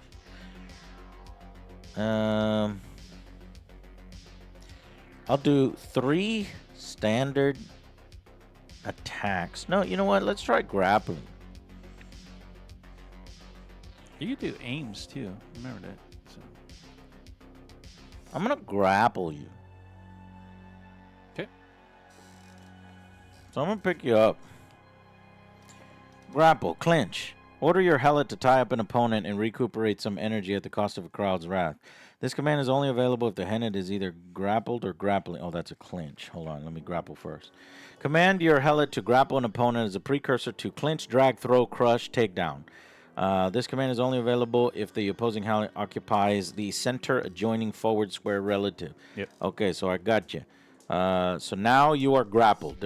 I don't have to do anything. Opening the clinch. Standard SD. You guys still got to attack for it. No, I don't. SDS bonus or penalty? None. Cost 2. APC. So I've got you grappled. Now. So there's no defense in grapple? No. Now I'm going to throw. Because I'm going to throw you. I'm going to move you into the fire. Grapple commands. Once a helot has successfully grappled an opponent, you have a lot of command options. You got to position and then do a grapple, and that's a successful grapple. It didn't say roll a dice. It didn't say do this. It didn't do a opposing roll.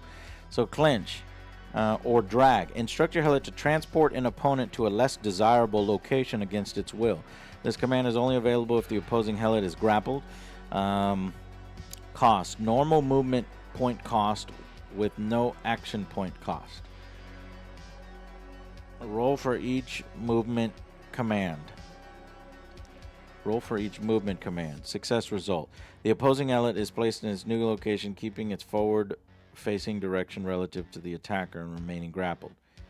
Dragging an opponent into a hazard requires a d6 roll of 4+ to prevent your helot from being pulled into the hazard with them. If pulled in, resolve the opposing helot's position first. You cannot drag your opponent through a hazard. If rotation carries an opponent through a hazard, the opponent was carried over it and suffers no ill effect.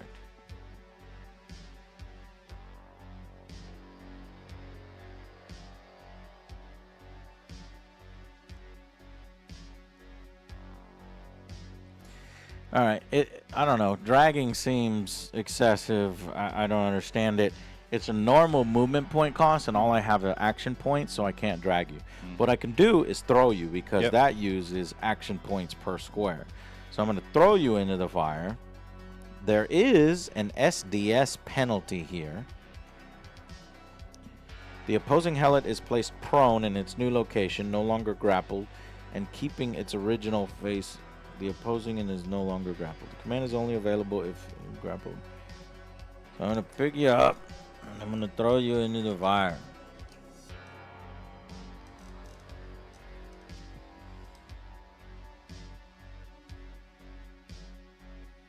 But that's only 2 APC per square. Huh. And 2 APC to grapple. So I'll probably do a standard attack first, then throw you into the fire. That'd probably be best. But I feel like you should be able to, for a throw, 2 APC. What is it? Negative SDS. What is the SD for? You tell me. Okay, well, let's go look at the defense stuff again and see if you can defend against a grapple, like you were saying before. Because why am I at a negative SDS? Yeah. Maybe it's just hard to throw. I don't know.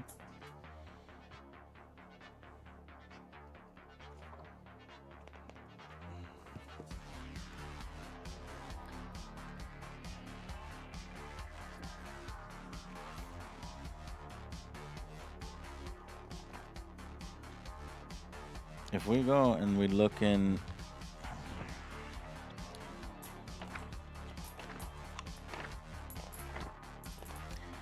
defense commands.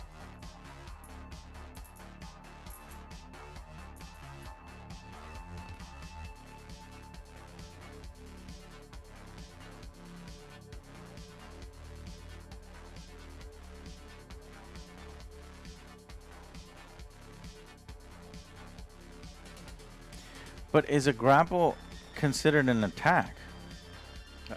That's why it's under melee commands. I don't know. Is it? Is it? Yeah. Then you defend. You gotta defend. Yeah, that's what I thought. Okay. Which is fine. You know, So let's. So what is SD? just standard. So 2d6, 2d6. To and 2d6. grapple you? Yeah. Okay. So let's first do the standard attack because I'm Okay. going to do a standard attack. Then I'm going to try to grapple. So standard attack. 10. Ooh, nice. 9. So one condition. Bastard. And one at a random location. 4. No. Yeah. Okay. Standard attack. So Yeah. So 4 is upper. right upper. Right upper. Yeah. That's yours. All right. Trying to grapple you. Uh-oh. I don't think I'm going to grapple. Oh, no. Yeah, no grapple.